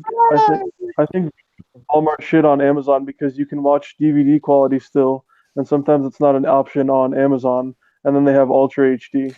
So Well, I saw a video once where Piz said, I collect physical media. I don't do digital. As you can see, I collect physical media too, but I also do digital because when I go to my mom's house for Christmas, I don't want to take a suitcase full of DVDs to watch. I just take my my Roku stick or whatever like that, and I plug it in, and I get on my Vudu account and say, "What do you want to watch?" I was thinking about that the other day, man. I used to always bring like a portable Blu-ray player with me with a big fat stack of movies to watch, but I just like, all right, what's on Netflix, Yeah. or Well, what's on Vudu, whatever. Did you guys see the video I did not long ago where this guy he had movies he'd bought in his iTunes store and they disappeared. Right. And iTunes was just like, whoop, they're gone. Sorry, you bought them, but now they're gone. Apple is dog shit. Well, Too it's just bad. you just gotta look at it as long-term renting. And if Vudu one day decides, like I remember Creepy Kentuckian on Dead Pit said, someone said, "What happens if Vudu collapses?" And he goes, "Well, what happens if my house burns down? I'm going to lose my movies anyway." So I mean, that's the way I look at it. It's like if Vudu goes okay away, if his does because he'll have a trailer in the back, so it's all good, fam. I know all you Boom, guys are mic drop. predicting. You're all predicting that to happen for them all to go off, right? Like you bought it, but it's going to disappear one day. I mean, but if that happened, wouldn't it totally kill that format? Because, I mean, you can either pay $2 to rent it or $9 to buy it. Yeah. I mean, why not just always rent the damn thing if that's the case? I got a question. I got a question for you guys. I'd love to know y'all's opinion. What's the next? And it's really an open-ended question. What is the next home media format? What's the next step? streaming. Yeah. Before we go there, can I just say something though? I feel very conflicted about the digital issue. It sucks when something legitimate is pulled away from consumers. There's no question about it. But I've actually been on the other side of this, whereas there was content I had created in book form was being electronically sold by a party that did not have the right to do so. At that point, it becomes very questionable. Like, do I have a right to control my content after it's been illegally sold out from under me? Yeah. It is a complex issue on certain very specific accounts. So I don't want to paint with a broad brush here. I think we have to have the ability to control content to those people who own it. And that's where it does get complex. But no, I don't think there is another physical format coming. I think it's going to be streaming and that's it. So do you think, let's foreshadow, do you think, let's say 4K doesn't fully catch on. Let's say it's niche. I say it's niche. I don't know what the hell is going on in today's day and age anyway. But let's say it stays niche and it just never catch on. And Blu-ray is like the end all be all. Let's say 20 years from now we go into a Best Buy. That's considering there's still going to be a Best Buy. But let's say you go into a Best Buy. Is the CD shelf going to be basically the Blu-ray shelf where it's one little section and then that's it? Do you think it's just going to become for those few weird people that still buy CDs? I think it's going to go the way of collectors, right? Like the Scream Factories, the Shout Factories, the Kino Lorbers, the collector's editions. When Piz would get the Walking Dead giant, like head busts and stuff like that. I think it's going to be streaming because remember back in the day, I don't know if you remember this or not. Maybe I'm too old, but when Disney used to say the movies, you have 2 weeks left before it goes back in the vault, right? Mm-hmm. Well, I think they're going to do that with the streaming. They're going to be like, you got 2 more weeks with Alice in Wonderland, and then it's gone for 7 more years on our streaming, because you won't have Blu-ray and DVD anymore. And I know people are talking about 4Ks as being the next best thing, big thing. When I go into Target, I don't even see Blu-rays. I see just DVDs. So DVDs have to be the biggest sellers still. Agreed. DVDs still sell a lot. So in the Northeast, Blu-ray outnumbers DVD on the Walmart and Target shelves. So it depends where you're at. Yeah. Where I'm at, my target is all DVDs. But I believe it. I believe that there's sections of the country that have very little penetration on HD formats. But I would say, though, you have to be very careful because the discs are going to go away, but 4K is definitely going to be the format that survives, even if it's streaming at 4K. Yeah. The hardware is just there to support it. It just becomes standard, yeah. But as far as physical media being available in traditional brick and mortar retail, no, that day is gone. That's going to continue to speed away. Yeah. And what's going to happen is Piz was, I think we were talking about this maybe a year or two ago, where they're going to create this thing called the fun tax, which has already been implemented in Chicago and things like that. Remember we talking about this? Where like, oh, you like to play video games? You like to stream movies? Okay, you're going to have to pay a little extra every month to use up our bandwidth. Yeah. And so, and it's like, it went up pretty high. It was like almost 50, 60 bucks a month. So that's how they're going to get you back for cord cutting. Yeah. You know the funny thing about this whole thing, what we're talking about now, I can go. Y'all ready for this? This just started happening at Walmart's. Which, if it's at Walmart, I would imagine that means it's at least a niche. I can go to Walmart right now and buy a brand new copy of Kiss Rock and Roll Over on vinyl if I want. So it's funny talking about media dying. I can go get 180 gram vinyl of Kiss right now, and I just think that's something to also think about, that you just never know. And I remember, people. You never would have guessed that either, would you? Yeah, It would have been like, man. it's crazy. So you got guys like who's the guy on Sirius that always talks about Kiss? He talks about he had that metal show. I can remember him saying, "Oh, vinyl's dead." Oh yeah, Eddie Trunk. Screw Eddie Trunk. Vinyl's coming back. Not coming. Vinyl's dead. It's a niche. Blah blah blah. I can go to Walmart, brother, and I can get Kiss Rock and Roll Over. I can go get Dark Side of the Moon right now. So what the hell are you talking about? I just think that's incredible. Not to get into Eddie Trunk, but I think that is freaking awesome. But we're talking about media dying. I just thought that was funny, because I just thought about that. Well, I was gonna say, at what point will we look at VHS like we're looking at vinyl now? At what point will there be like a kiosk at Walmart for VHS movies again, and your VCRs are on sale? Well, they're already doing that. The new slipcover from Halloween movies. They had a Halloween 6 for the VHS stuff. I think it's fantastic. I couldn't find it in my damn Walmart. But look at the new Mill Creek movies. I mean, the Happy Birthday to Me, the Who's Harry Crumb. They're putting them out as DVDs or Blu-rays, but they look like VHSs on your cover. Oh, he's getting them. I've got them. I've got a couple right here. Wait, hold on. Do you have Silent Rage with Chuck Norris? I just saw that at Walmart in that style. No. Here's the thing. My Walmart does not have any of these. I emailed Mill Creek and I was like, my Walmart has none of these. And they were like, we're sorry. Let me send you some. So the only reason I have these is because Mill Creek sent them to me. What's that email address? My Walmart does not even have these. That's crazy. So I mean, that's how crappy my Walmart is. Hold them up so people can see them. Well, they only sent me two. They sent me the Last Action Hero one, which is cool, and of course it's got like the old stickers on them, action adventure, and they sent me Krull, which this one has warning, the melt, don't put in the sunlight or it'll melt, and the back of them. I mean it's just the slip. It's the standard Blu-ray, but right. The slipcase is cool. But it's the point is it's nostalgic. The same reason we're going back to Halloween 2018 being so successful, because it's nostalgic.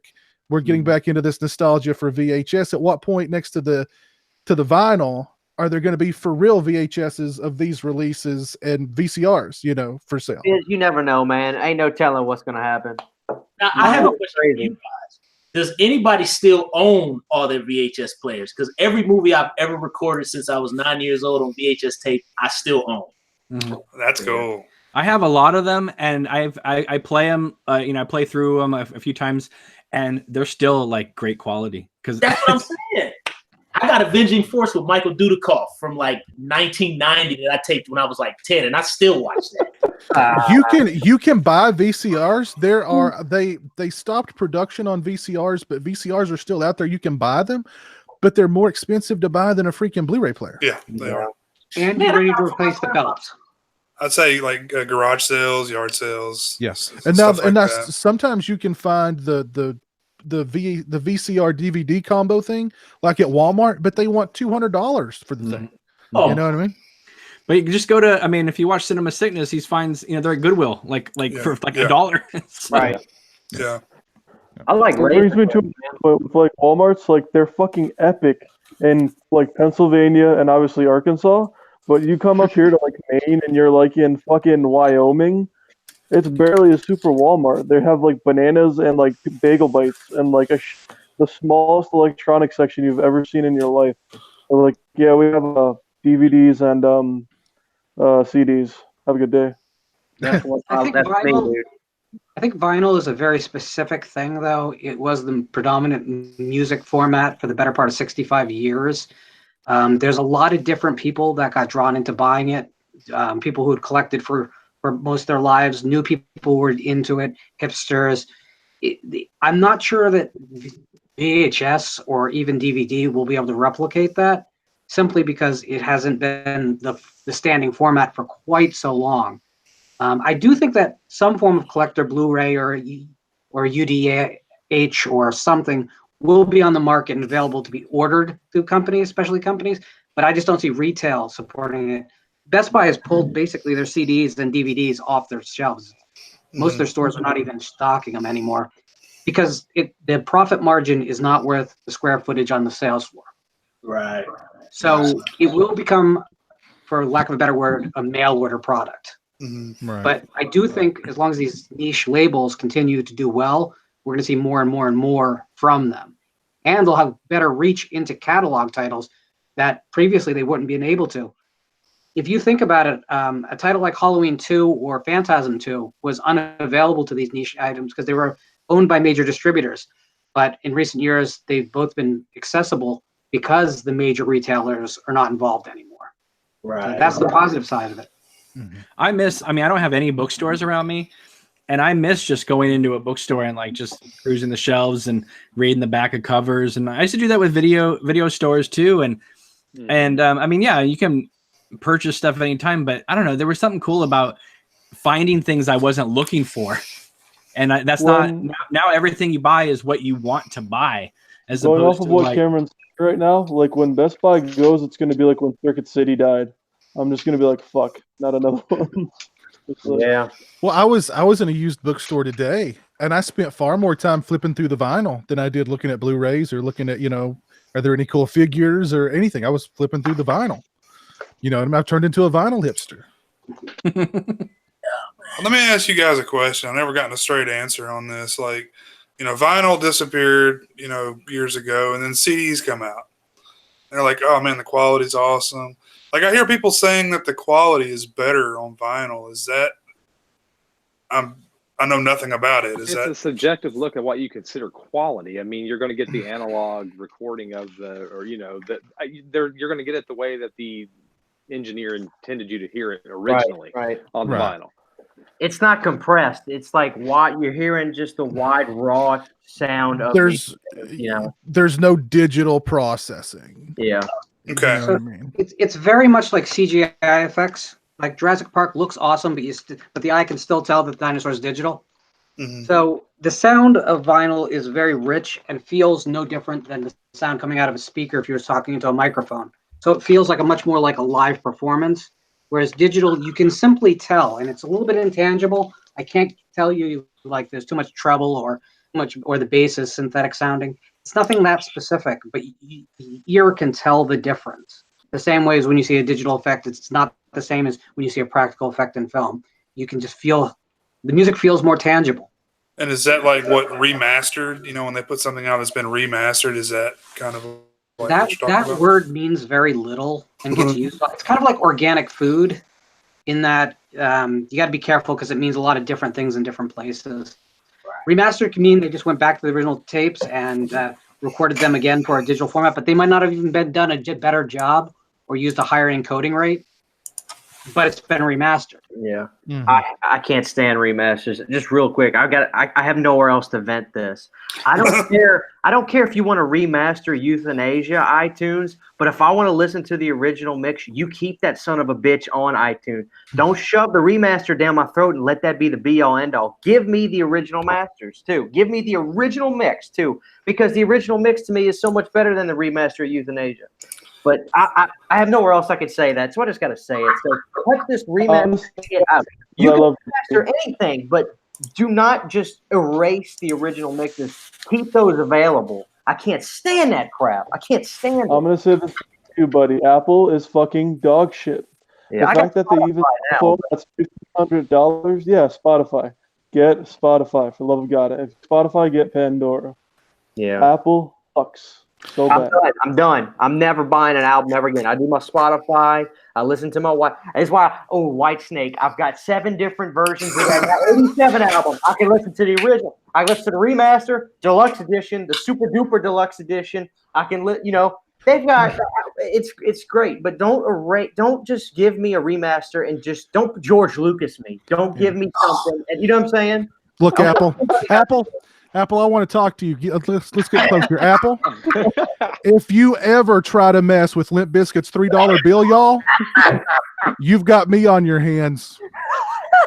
And don't have space anymore. Oh, Get the fuck up.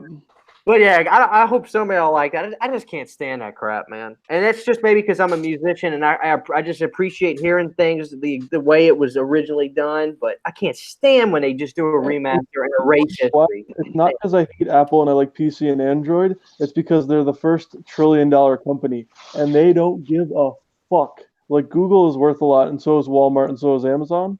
Yeah. But Apple is the first trillion with a T. Well, Can we add up the zeros? How much that is? They don't give a shit. Oh, my name's Bobby and I lost 50 digital movies.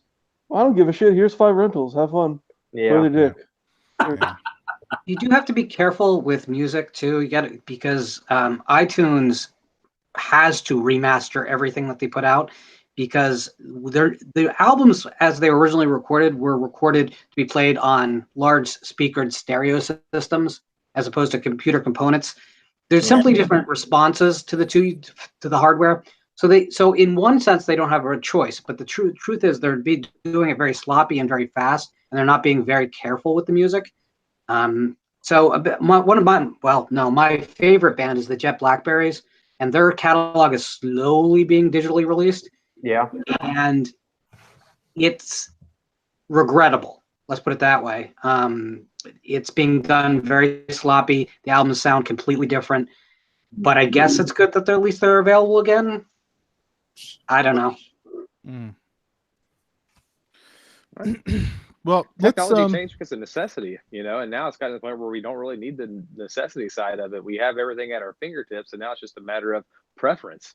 Now you have preference at your hands, and we're willing to take a step back in the past to find what that preference is. Sometimes I don't know. I mean, I hate to say technology is plateauing because it's not, but I think in the avenue of entertainment, we've gotten music players down to a size of a palm. You can go wired or wireless with headphones and speakers and all of that stuff. That's crazy. When I was younger, do you know how many mom and pop stores I had to call to find a Dario Argento movie? And now it's like, Amazon Play. Okay, here it's like it just to me. Okay, look, I love the fact that everything's at my fingertips, but I do miss the hunt.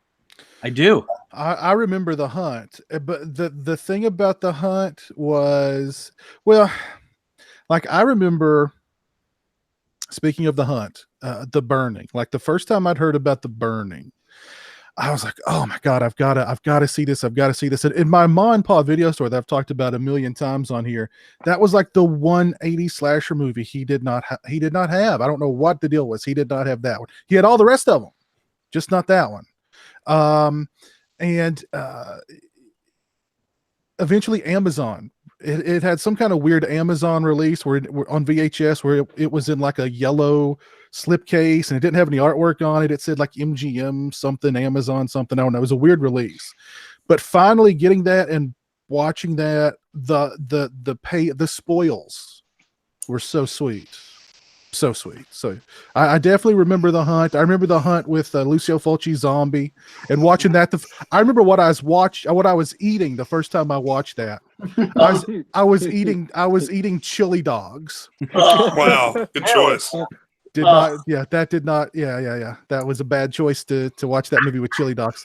It took me 2 years to find Opera, and when I did and popped it in, I thought it was the greatest movie ever, and I still really love it. But I just remember that feeling because it was the completion. I did it. I found it, and then I had to travel 45 minutes to get it, and I had to register a new mom and pop store card so I could rent it. You know what I mean? It was worth it though. It's a kick-ass movie. It is. The first time I saw it, the video store had it, but it was the U.S. cut, and it was listed. It was Terror at the Opera, I think, is what it was called. Yeah, and but it was unlike any slasher movie I'd seen before, just visually and just the tone. And then I remember thinking like, okay, well, who did this Argento guy? What else has he done? And of course, I don't think he had any other Argento movies.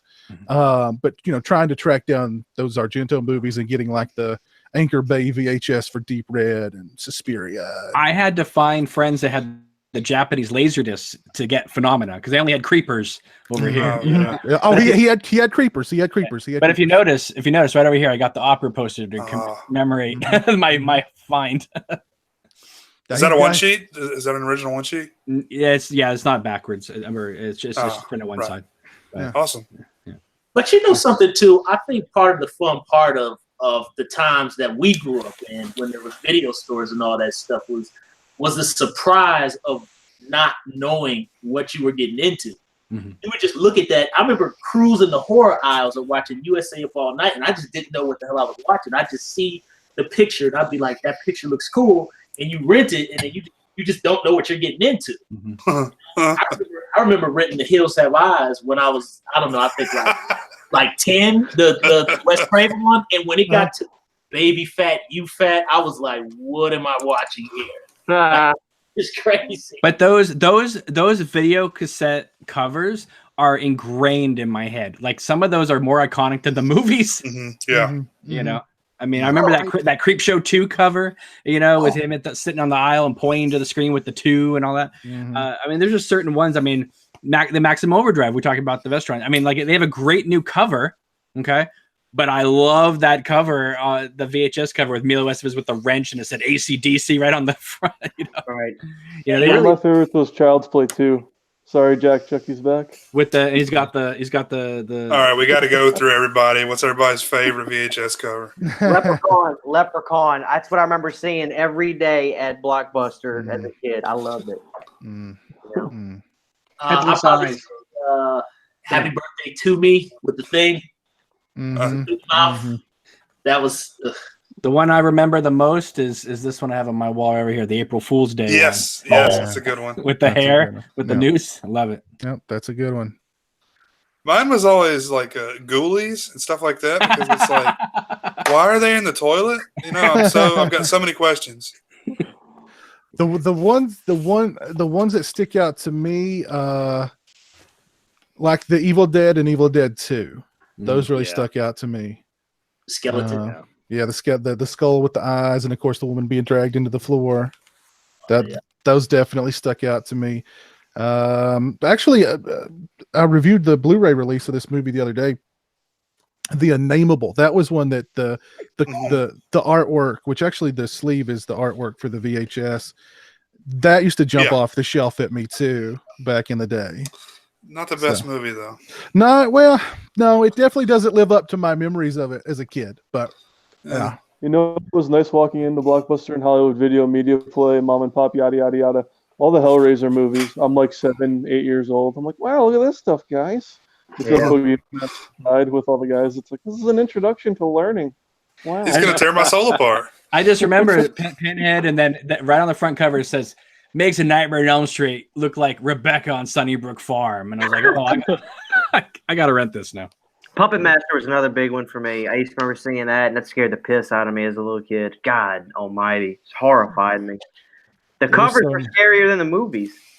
I wonder what they're up to 13. I like those movies. They're so stupid. They're fun. Piz, that- what do you think the protocol was back then, Piz? Do you think, because obviously a lot of this stuff was art. It was people. They drew it, they painted it, what have you. Do you think it was like, hey, go, they tell the artist, here, watch the movie and then create what you think? Or what do you think with what was it? How did they come up with a lot? I don't know. Some of those were so good. I mean, the artwork that they did for those movies were so freaking good. Like Spookies, for instance. I love that. I love that movie. A bad movie, but I love it. Awesome artwork. I forget the artist who did it was like some kind of famous artist. I don't know how they talked him into doing the artwork for that, the poster art and the VHS art for that movie. There would be lots of people too that would make posters, beautiful posters, and then go to the Cannes Film Festival and just say, "What do you think about this? That looks really good. Okay, we're making this movie." Yeah, you know, like they would sell the poster. Wasn't it? Awesome. Yeah. Canon used to have the poster before they made the movie. Yeah, Like they would. That's how they would pitch it. Yep. God, how times have changed. Do you guys remember a movie from back in the day called Nightmare Summer Camp where the kids overthrew the camp? Yeah. Remember that poster artwork with the dude Oh, who's yeah. like this and there's like a chick screaming? I used to love that back in the day. And another VHS cover I completely remember is Sleepaway Camp 2 with the mask and the glove hanging out of her backpack. Yeah. You know, Monkey John's. Monkey John's was my favorite. I love that little monkey with the little. And I remember watching the movie, I was like, I want the little toy. I don't want this damn real monkey. Give me the toy with the symbols. Where the hell is that? Yeah, because the one we all got fucked by was Children of the Corn. All fucking 95 of those. But they had cool cover art though. Yeah, that one was great, man. I love that first one so much. Let's see what the chat's saying about artwork. The horror reel, Video Dead. That Video Dead was a good one. That was definitely a good one. Oh, American Gothic. That was a very good one too. He mentions the Spookies as well. Chud, Bad Ideas 3 mentions Chud. Chud was definitely very memorable. Very memorable. House. Oh God, yes, House. House. That's the classic.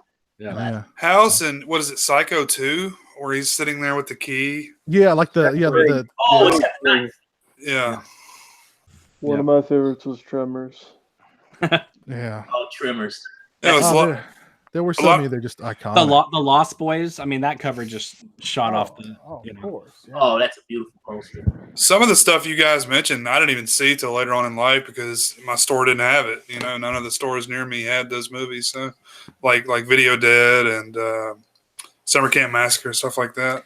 That's why I like Scream Factory when people complain about like, oh, this new artwork, I don't like it. Some of it is great. Some of it's maybe not so much. But the fact that you can always flip it around to the original cover is like, what are you complaining about? That's awesome. I flip them over all the time. I never use the new artwork. 9 times out of 10, I'm the same way. Yeah, I love that original stuff. A couple of them that I love, and I had to do some research. The Silent Night Deadly Night one, of course, was Santa coming down the chimney with the axe, the big box version of it. Just glorious. And the Maniac artwork for Maniac. Oh my God. And traumatized me as a child. And let's not forget, I Spit on Your Grave. That was the big one. I mean, I remember every video store was like, because it came in that giant box that you just knew meant exploitation. You know? With the cardboard, when you smell it when you walk in the video store. I always like the posters that were more so like metaphors of the movie. I could give you 2 of my most favorite horror movie posters in the world. I would get it tattooed on me. Return of the Living Dead Part 2. I love it. And Jason Takes F in Manhattan. I love that. It's like a metaphor for the movie. Like he's literally taking. I love that. That's my favorite style of posters. You know, love that stuff. Yeah. Yeah, those. I mean, yeah. It's actually a cool poster for Jason Takes. Oh, it's kick ass. It is. It is. I like the I Love New York one a lot too. Yeah, that's a good one. I love that too. I love him over that city. Hell, I got a mask from a guy named Tim Schultz. It's painted like the Jason Takes Manhattan. Oh, that's cool. It's cool. My wife got it for me. I love it. Love it. It's in the horror room now. Yeah, those are cool. Those are cool. That's what got me into horror, was going to the video store with my mom and finding myself standing in front of all that art and just being like blown away. Look at Phantasm behind you, Piz. I just thought about Phantasm had a kick-ass poster. Phantasm's good. Yep. Well, because most of the other movies, the comedies and dramas, obviously there were some good boxes, but it just seemed like the horror movies had something to sell.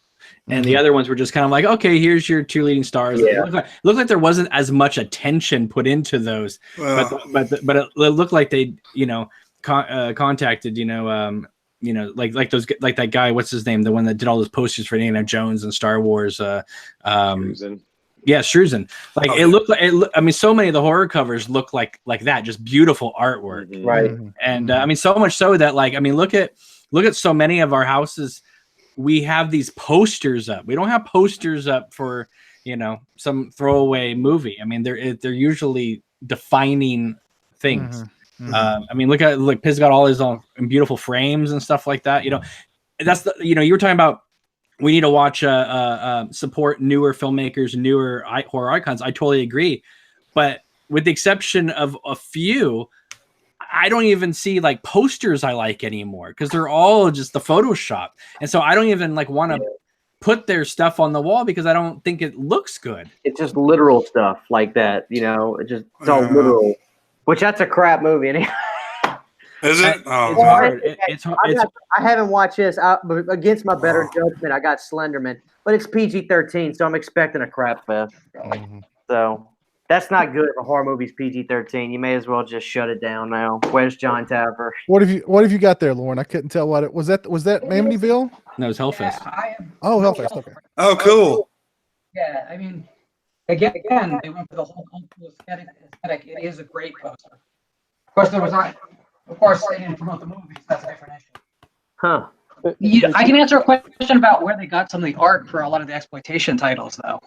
There is some that came from really well-known artists, but most of the exploitation distributors were out of New York, and NYU is in New York.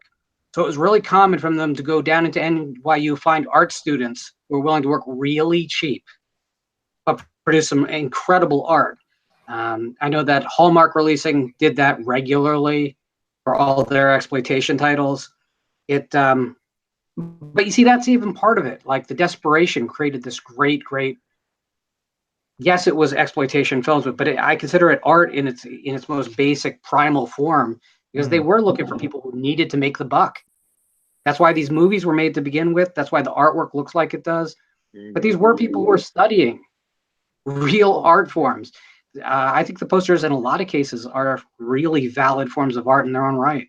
Amen. And I think one thing too is how those posters from back then, being a kid and seeing those in the video store, was I noticed how they captured my imagination before I saw the film.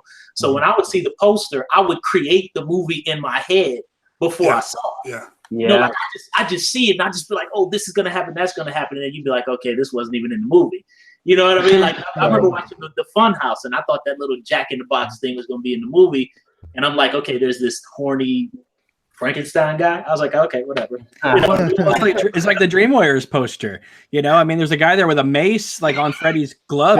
With a mace in that movie. And if you read the novella, which goes back to the original Frank Darabont script, there is a guy with that in there, and those characters on his glove in the poster are in the original script. They just didn't make it to the movie.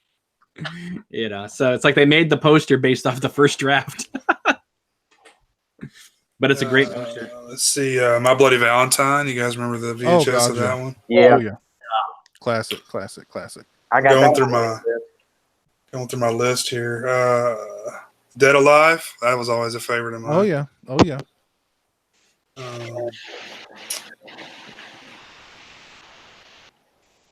Prom Night 2. Hello, Mary Lou. Oh yeah. Oh yeah. Well, and the first one too. The first Prom Night too. Yeah, this one. What about Alone in the Dark? Oh yeah. I just love the video store when like all the Friday the 13th movies were like on the same shelf, and you just walk down the shelf and it was just like 1, 2, 3, 4, 5, 6. It was awesome. But then there was always one missing, and you'll be like, okay, what fucking piece of shit rented that? Because now I gotta wait like a month. Yeah, somebody didn't return the new the New Beginning like for a month. I was like, what the hell? So I literally went from 4 to 6 as a kid. I never saw 5 until years later. Well, you know why that person kept it for so long too. Oh yeah. I love that artwork for the video store poster for 5. That's awesome. Mm. What is it? House? That's a good one. Yeah, this is a good one. That's a classic. I'm a Laserdisc aholic. I love Laserdisc is my VHS, and this is why I like Laserdisc stuff like this. Like I love Jason. I got Japanese of that. It's just beautiful, and I like the artwork on these are phenomenal. It's basically the size of a vinyl record. I'm sure you guys know more about it than me, but I'm just a Laserdisc aholic for the artwork, and I love them, man. I love my Laserdisc. You got the Scream laser disc? Do what? You have the Scream laser disc? The Scream One more time. I'm sorry, I was breaking up. Scream, Wes Craven movie Scream. Yeah, I got Scream. It's I think that was one of the only ways you could get it unrated. I'm sure there's a VHS copy as well, but I got that. No, it's the only way to get the director's cut. It's on Laserdisc. Really? Oh wow. Yeah, I have it. Swear to God, I got it. I got so many later. I for years I just shoved money into. Ooh, These are expensive. Awesome. And I got part 7 like 4 years ago, and I'm not embarrassed to say I paid like $80 for the son of a bitch, and I had to pay shipping. They had the balls to charge me shipping costs, and I paid it. But I could sell it. I swear to God, I could sell them right now for $100 a piece. Like Manhattan, I swear, like the American Manhattan is probably worth that. Not, I say worth that. It's more rare than anything, but man, you throw Friday the 13th on something nowadays, the price is getting jacked up. The VHSs ain't cheap no more, That it's is crazy. But awesome. these Laserdiscs, they're getting pretty rare now because time's going by and they're just getting older and older, beat up. And I keep them all. I just love them. I just think they're beautiful. I love all the pictures on the back. It's identical to the VHS, but it's just blown up. You can see everything better. They're awesome. I just love them. Some of the transfers aren't that great, but what do you expect? That's why this TV I have back here. I remember years ago, Devin Faraci, remember him? Like ridiculed me on Twitter because he saw one of my videos and said, "Why does he have that piece of shit TV back there?" It's like so I can play my Laserdisc, dumbass. Right. I mean, I'm not. If you ever try to watch a Laserdisc on a high def TV, it's like it's like so small. It overpixelates, and you got to stretch the screen to make it fit because you don't want to see the black crap on the side. Yeah, I don't know. Did he sexually assault you after that, Cameron? Hashtag me, not me. Well, let's move on and let's talk about some gaming. Orc, we're going to talk about some gaming here momentarily. How does that sound? Dink. Okay, cool. By the way, Orc, are you still doing any PC gaming? I have 3 towers sitting in the corner, but where I live, there's not a Fry's out here. There's not a what? No one knows what liquid cooling. They're like, "What's that?" I'm like, "Oh my fucking god, you're A certified. Get the fuck out of here." Well, they we were talking about Walmart. Walmart has dipped their toe into the PC gaming market, and they're actually making some pretty nice rigs, and they're not overly expensive either. So you may want to look into, like for real, like pretty decent rigs, man. Look into it. Like $2,000 will buy you a pretty dank, gaming PC. If you get any free, the only chain store that's worth a damn, and they're in Texas mainly, in California, is Fry's Electronics, and I'm sure Cameron knows about them. Every other computer store sucks ass. Doesn't even compare. Like if I brought any of my towers in that are just sitting there, that have like a 1070 and an i7 that's godlike, and like brought it into these guys who are like A+ certified, like I'm not giving you $100 just to look it over and tell me that you don't know what the fuck liquid cooling is because you were born in like 1950. Get the fuck out of here. Hey, Orc, before I go, because I got to take off in a second, I just want to ask you, they're making a big deal about this VR gaming stuff. I mean, how realistic is this? Are people really expected to pay like $10,000 for a VR system now, or what? Here's what I think about that. Console is way more affordable for VR, like a PS4 Pro with the VR headset. If you play a game like Resident Evil, you're going to shit your fucking pants. I personally like VR, though I'm not going to spend money for it. I think it's way better, though, than 3D Blu-ray. I hate 3D so much. If it's at the theater, I just get a cheaper ticket, for the 2D. But VR is cool. It's just overpriced right now. All right, guys, take it easy. Have a great rest of the show. All right, Cameron. Yeah, take care, buddy. Bye. it's pretty obvious that the gaming industry now has surpassed the movie industry as far as money is concerned. Because we were talking about Halloween. Halloween's made, what was it, 200 something $1 million at this point in about 3 weeks. Red Dead Redemption 2 made 700 and something $1 million in its first 3 days. They sold 17 million copies of that game. Yeah. Good God. That's crazy. And Christmas hasn't even 700 and Christmas hasn't even happened yet. So that game is going to be that's a huge launch. 700 and something $1 million in just 3 days. Now, it's funny, I've heard people talking about that game. I know, just from hearing people talk about it, it sounds like the most boring thing you've ever you're like, the objective is to shave. The objective is to take a bath. The objective is to like go rake leaves or something. It's like, it sounds like it's the most mundane stuff. And then, like, I heard somebody say, yeah, I played the game for 5 hours yesterday and I literally did nothing. I accomplished nothing in the game. And I after, I think he said 20 something hours or something, he said he played it like all weekend, and he completed 8% of the game in like all of that time. And he said most of it was like bathing and shaving and cleaning stuff. And I'm going, I haven't played it, but basically, if you want to sell somebody on it, just say it's GTA 5 in the West with a better engine. But I mean, weren't you like robbing people and raping people and killing people in GTA 5? This sounds like the raping. I love doing the raping. I mean, it sounds like all you're doing in Red Dead Redemption is like literally you're shaving, you're taking a bath, you're like doing mundane stuff. I mean, that's not the West. I don't want to pay to play that. I want to pay to play a game to escape that monotony. You know what I mean? Well, you just go to work. I'll be playing, so you know what? Take my money. I don't.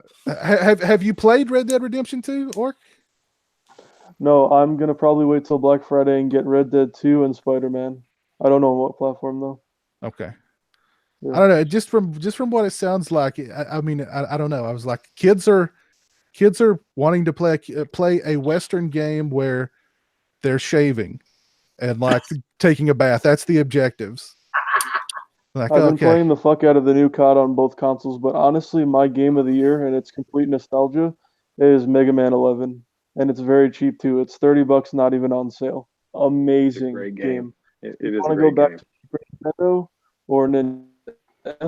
It's Red Dead may be awesome. I haven't played it, so I can't speak. It's kind of like watching a movie, you know. But Mega Man 11 is so good. Okay. So good. Yep. Are any of you guys interested in the PlayStation Classic?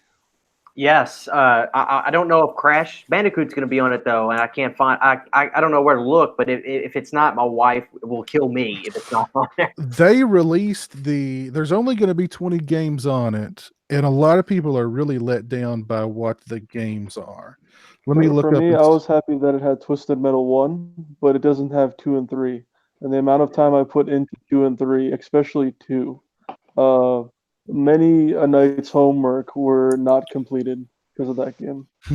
So the games are Battle Arena, Toshinden, Cool Borders 2, Destruction Derby, Final Fantasy 7, Grand Theft Auto, Intelligent Cube, Jumping Flash, Metal Gear Solid, Mr. Driller, Oddworld, Abe's Odyssey, Rayman, Resident Evil Director's Cut, Revelations, Persona, Ridge Racer Top 4, Super Puzzle Fighter 2 Turbo, Siphon Filter, Tekken 3, Tom Clancy's Rainbow Six, Twisted Metal, and Wild Arms. Are you kidding me? No Monkey Balls? No Crash Bandicoot?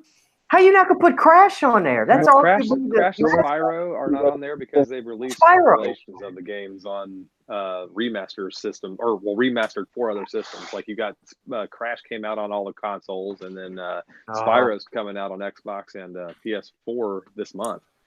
So they're not going to release those on that because they want you to go buy the remaster. Yeah, I don't have a PS4. I got an Xbox, and it's not because I like one better than the other. I'm not really a big new school video game guy. When I went to Best Buy to get the best deal, I said, "Give me the best deal," and I got a refurbished Xbox One, and I use it for Netflix, Hulu, and I play Grand Theft Auto 5. That's about it. And Friday the 13th, but I got burnt out on that, so I'm not really playing that anymore. Xbox is better at multitasking, and the PS4 has better graphics. And then if you want the true 4K experience, but you don't want to build like a $3,000 PC setup. Get an Xbox One X and then just get a 55-inch 4K TV. That's the best budget you can get. Yeah. 4K TV is my next. I'm waiting for Black Friday for that. If I can get the courage to just leave the house, it's really Black Thursday. Am I right? I mean, everybody goes out. After pretty much. That's my next. That we want to upgrade the living room. I got a 1080p, but we want to get a 4K. Real quick, off topic, but not really. The curved TVs, is it worth it? Is it stupid? Do you like it? Tell me about it. I've got one, and I mean, I like it. What benefit does it have? Does it make you feel? Does it have like an IMAX style look when the lights are off, or what?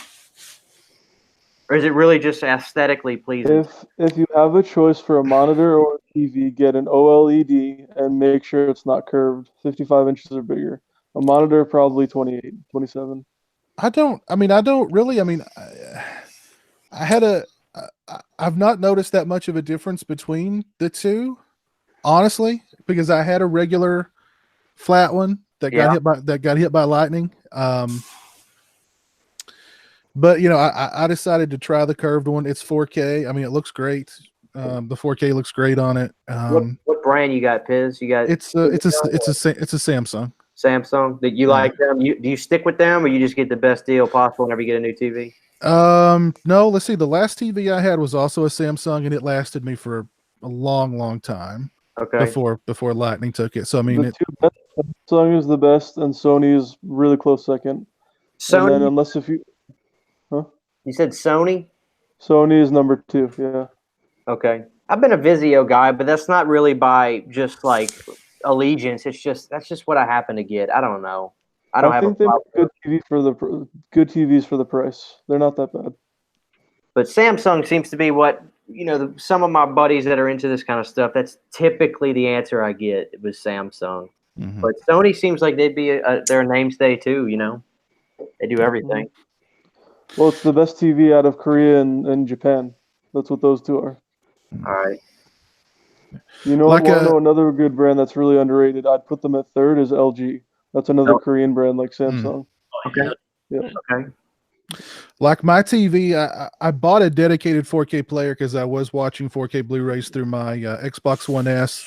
But the Halloween release was kind of, I don't know, there was some weird moments in it that when I played it on the dedicated 4K Blu-ray player weren't there. So it must have just been, and like I was online looking around, and a lot of people were saying, well, it's not as a gaming console, it's great. As a 4K Blu-ray player, it's not that great. Yeah, so, I want to get the best movie experience I can. I got the sound bar, I got all that stuff. I love my sound bar, fabulous. We just gotta get the TV down soon. So that's my next thing to do. Well, let's so nobody's really that hyped on the PlayStation Classic, maybe except really Christian. It doesn't say. I'll probably get. It just depends, man. Like I'm a retro gamer. I've got a PlayStation. I've got all the Smackdowns. I got Blitzes. I got Spyros. I got that. I got the Nintendo Classics. Excuse me, the Super Nintendo Classic. That's great. But it's funny because I'll get in and out of retro gaming. I'll burn myself out on it. Then I'll go spend $600 at Game Exchange and then play in Sega Saturn, this, that. But we don't have Crash. And I guess that's real. My wife is a Crash Bandicoot fan. She loves it. And we don't have any of the games on PlayStation. And that's what we wanted so much. But it makes sense. You're right. It makes sense why it's not on there.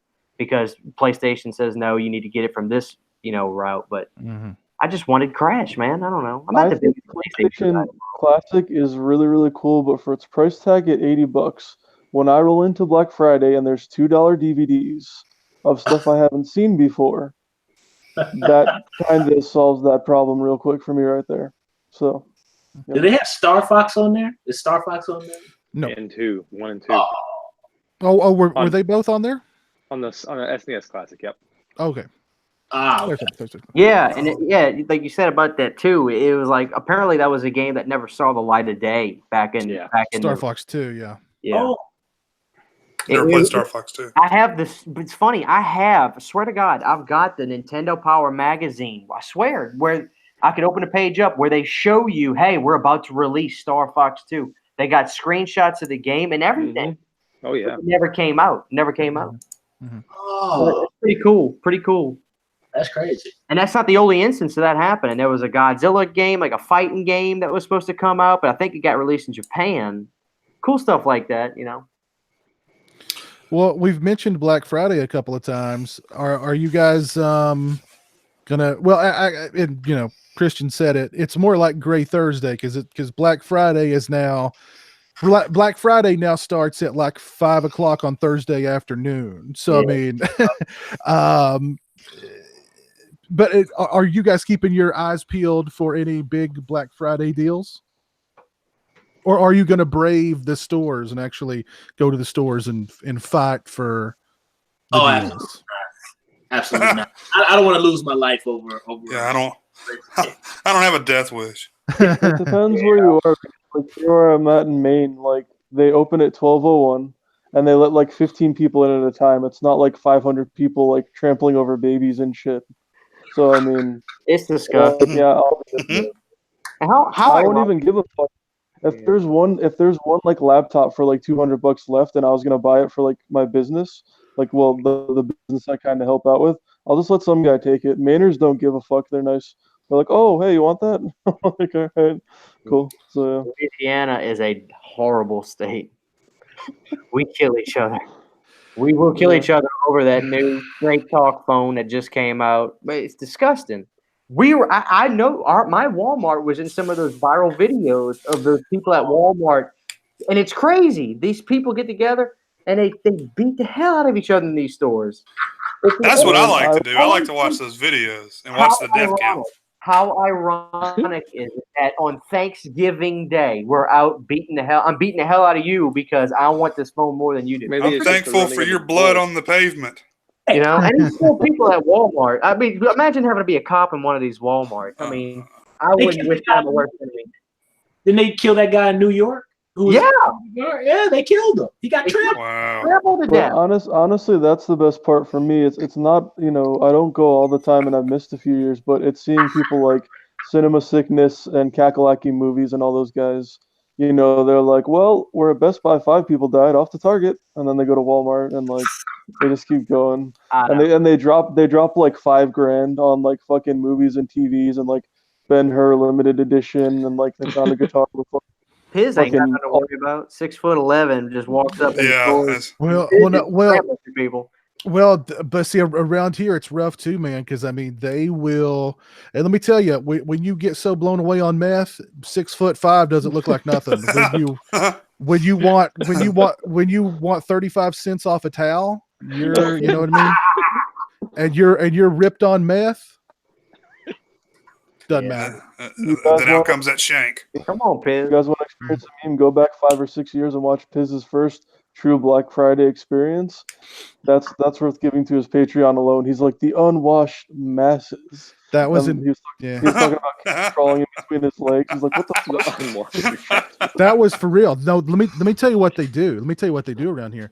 They'll target what they want and then send their kids into the fray to get it. Oh, that's and literally, I'm in the middle of the fray grabbing Blu-rays and stuff. I feel something between my legs. I look down. It's little kids crawling between my legs. That's creepy. That is the best. to get at Blu-rays and video games that are on sale. Little kids, and I swear to God, their parents. I was watching them. Their parents are on the outside of the fray, you know, pointing like, you know, make sure you get that. Make sure you get that. Make sure you get that. Get that. They're not going into it. They're sending their kids in. Oh my gosh. I guess because they think, you know, I won't punch a kid to get True Blood season 2 for $3 off, but I will. You know what I mean? I really feel sorry for people in retail, man. That's shitty. What they do at like the Walmart here is they've got everything in like these bundles wrapped up. Right. And they basically they cut the bundle and they get the hell out and they go, okay. And they go, they cut the bundle, they get out and they go 5, 4, 3, 2, and then it's every man for themselves. Yeah, it's insane. They go in the safe room. They go away. Guys, I worked in Sears. I worked for Sears for like a couple years during Black Friday, and it's sickening. I'm telling you. Oh man. To fight with somebody over what are those things? A foosball table? A foosball $2 DVD. 20% off. Like a fist fight. Well, when I talk about discount towels, I'm not lying. There was a fight over discount towels one year. Oh man. Well, People Pizzle, were- I'm a collector of Martha Stewart and her collection, so fuck off. People were fighting over discount towels. That's You know what I funny. mean? Can't they get it from the Dollar General? It's a deal. It's just a deal. It's just a deal. I don't get the like concept. crowds anyway, man. So like, I definitely I go am and not watch. down with I that. just go and watch. Yeah. Well, I've not done it. I did it like 3 or 4 years in a row just because it's, I don't know. I guess there's just some twisted part of me that enjoyed it. But then I was like, I don't, like Monty was saying earlier, man, I'm just too old for this. You know what I mean? I can't, no. This is actually a hilarious story. When 1080p was like, before 4K came out like 2 or 3 years ago, the TVs at least, there was a 40-inch TV. I think it was one of the nicer brands like Samsung, and it was going for like $400 or $500 new, and it was $200 on Black Friday. My friend actually paid me $50 to stand in line, and I just did that. I was like, all right, cool. Or should I go ahead and drop the coin on a PS4 Pro or just wait for the PS5? From what I'm hearing, it'll be at least until 2021 at the latest, 2020 at the earliest for the new consoles. So you got another year and a half, 2 years at least, maybe 3. If I can spot one at a decent price, I may have to grab it. Yeah. So, I mean, like a regular Xbox One and a PS4 go for like $250. Like That's still so they're high. pretty cheap. still a little high. No, yeah. no, not like an Xbox One X is like $500 new, and then Fuck like a that. legit gaming PC $758. So, yeah. But I don't talk prices to people anymore because they drop $1,500 on an iPhone, and I'm like, what's that gonna do? Yeah. Like, Yeah, but that's different though, because you split that up over a course of 7 years and only pay 50 cents a month. That's true. Your phone's broken. You're like, I got 8 more years on my contract. I was but literally. I was looking at. I don't even remember what I signed for my last phone, but like for some reason I was on AT&T the other day, and I was like, let me see what my upgrade option is, and it was like, you're eligible for an upgrade in 2025, or pay $700 to pay off your phone. I'm like, what the hell did I sign? You know what I mean? How much is this thing? We talk about the old days, right? Blah blah blah. Before cell phones, and when a stranger calls and you have 3 lines and someone's gonna kill you in your house. Blah blah blah. But it's just nuts to me that I have like a shitty phone, and I'm not jealous at all. But there's so many wealthy. There's not that many wealthy families in this country, but families do pretty well here because if you have X job, you can make X amount of money. My point is that there's kids who are like not even teenagers yet, and they have like S9 pluses, like all 3 kids, and I'm just like, I'm not jealous, but I'm like, what do your parents do? Like, what? I don't understand. who is your daddy? What does he do? They don't have any business having it in their hands anyway. Any straight talk players in the house? I'm a straight talk guy myself. Go for it. I will be soon. It's dude, I'm telling you, I got people at work that just say, "Is it really legit?" I was like, dude, I got a 6S Plus. I love it. No problems with it. I got signal wherever I go. Straight talk is good because these hours. That's why I like them. Yeah, but getting honest with phones though, people make phones over just priority for so much stuff. I mean, you got people with just the nicest phones, and they got the most raggedy pair of shoes on. Like phones is life. Phones take over people's life. I get a new phone about every 2 years because I use it for literally everything. Like all of my work stuff, I got like my thermostat connected, my cameras everywhere that I can look at. I mean, everything is on my phone. Mm-hmm. See, and that's why you can't hate on anybody because some guy will have an iPhone 10 and he'll be wearing Skechers with holes. And I'm just like, I'm just going to get some everything and I'm going to be out of this place. All right. Priorities, man. Priorities. Yeah. I don't get the obsession with it. I really don't understand it. Like every time I go to T-Mobile, they're always trying to get me. Some kid is trying to get me to upgrade, and this kid is. I'm a grown man, so it's like this kid is trying to talk game to me. I'm looking like, wait a minute, son. I used to. That is you obviously know about electronics really well, and he's like trying to like, well, the new quantum processor, and you're like, he's trying to work game on me. Like, no, I'm not buying. No. Yeah. Lauren, what have you got your eye on this Black Friday? Sleep. There you go. Yeah, no, I mean, I made a rule a long time ago that my niece and nephew, I buy for them, and that's really about it. Because adults don't give anything meaningful to other adults anymore, because everyone just buys what they want. So, and even my niece and nephew aren't kids anymore, but I'm not going to break myself of that habit. I'm also not a Christian, so that's not really my holiday anyway. But I'm certainly not going to risk my life over anything like this. Lauren, are you Jewish by chance? I'm not. I am a straight. Are you, What? What? I was just. You're what? I am just a straight up atheist. Oh, sweet, cool. Rock on, me too. So you're not celebrating Kwanzaa then? No. But you see, I also support everyone believing whatever they want to believe. I have no problem with religion. It's just not mine. Gotcha. Fair enough. Let's see what else. I do is it's selfish. One thing, real quick though, Piz, but no, I mean, please. Black Friday shopping's one thing, but Amazon wish lists that kind of just takes care of shopping for other people. And if all else fails, we can do the typical guy thing where you just grab a gift card and say fuck it. So, Amen. I mean, there you go. Yeah. There you go. Smartest gift anyway. Well, Orc, I know this little news article is gonna hit you hard, man. And I apologize in advance. If you need to take a few minutes away, we'll understand. It was Tyler Perry announced that in 2019 he will be ending the Medea character. Oh God, no. I don't believe it. That's his cash cow. Yeah, exactly. That's his cash cow. He makes movies for like $100 and they do really well. I don't particularly understand it. I remember when that first movie came out and my family was laughing hysterically.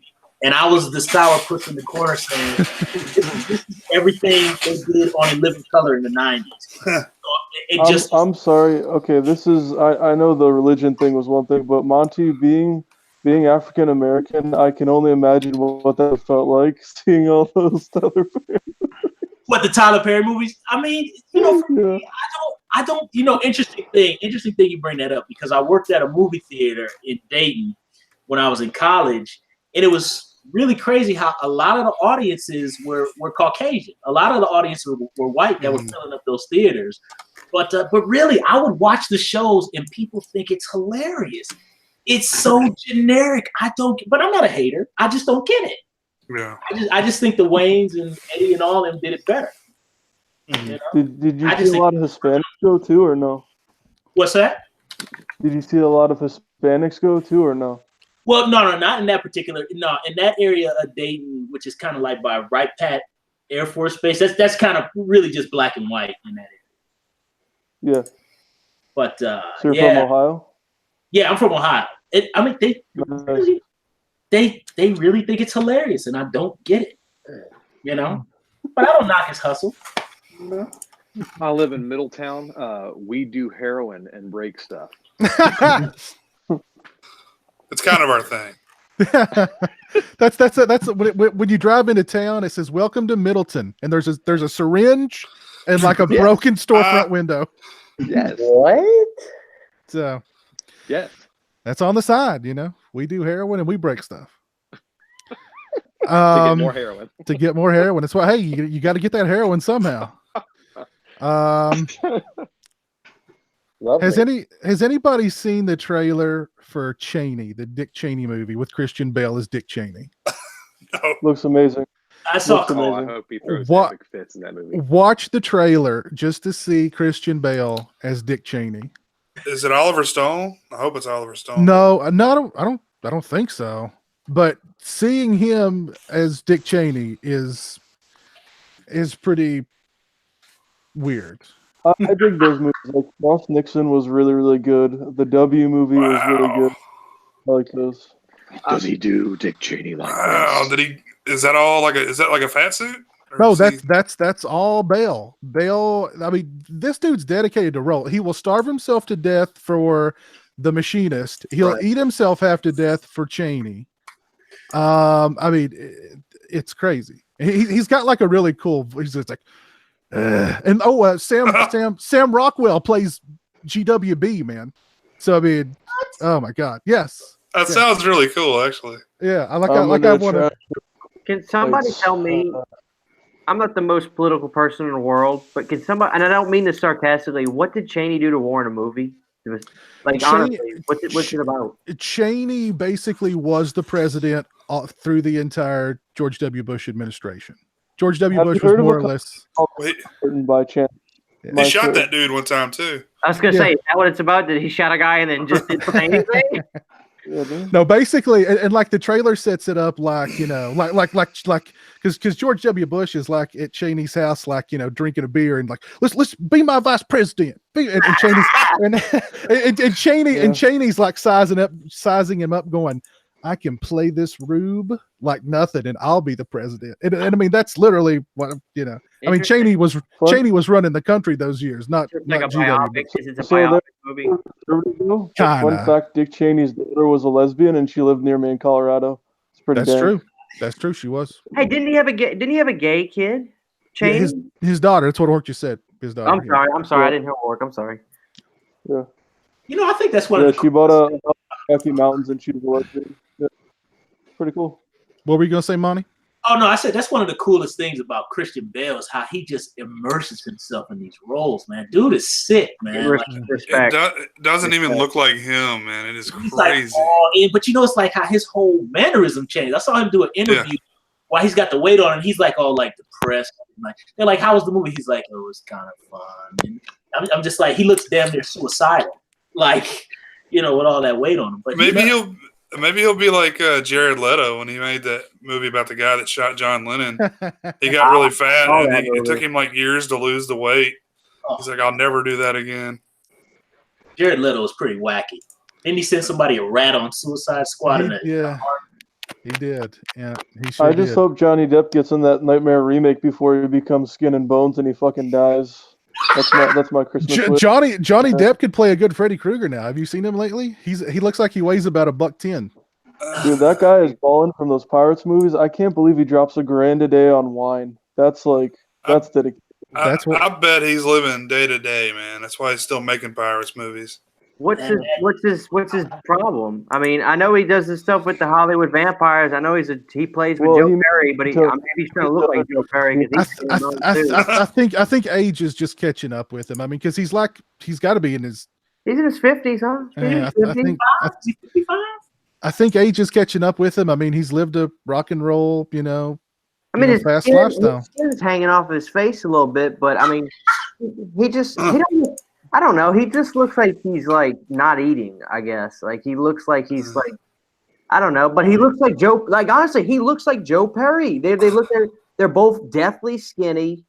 Just their skin's hanging off their face. I mean, I don't give a fuck how much money he's made. I feel terrible for him. I'm just like, what happened? Yeah. And I would say heroin, but that's probably not right. We've got that on lock here in Middletown. Yeah, but I mean, if you look at, Google him, Google Johnny Depp 2018. There's pictures of him. He looks just like what's his name from the Rolling Stones, almost. You know what I mean? He's just like skin and bones, and I think it's just time's caught up with him. Time's just caught up with. I mean, he's been smoking 25 packs of cigarettes a day since he was 13. It's going to catch up, and you're dropping $1,000 a month on wine. That's going to catch up. No, he was dropping $1,000 a day on wine. Okay, well, is that like a really good one bottle, or is that like 10 shitty bottles? That's got to be. I have no idea. I'd like to know the answer. He's drinking some good wine. He's getting like 75 bottles of Wild Irish Rose. I'm not. I hate the word. I just can't. Spending a rat. But that would only be $75 though. So he just got like 100 bottles of Mad Dog 2020. He opens up a savings account and starts drinking Keystone Light. Just fucking changes his life.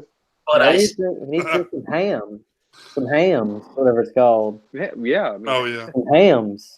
is he Go still with Amber Heard? Is he still with that chick? No, Hey, they broke that off a while ago. That did not end well. It did not end well. No, there were allegations. Put it that way. I figure if you're gonna die, you might as well die with her. I mean, why you? He converted her from a lesbian, so we got to give him props for something. Come on. Yeah, I didn't know that. Yeah, she was a lesbian before. Manny Gatillo in the chat says, speaking of drugs, I live in a town HBO made a documentary of called High on Crack Street, Lost Lives and Low. That's an awesome movie. I think you've got us beat there, Manny. Sorry, dude. Jeez, I think.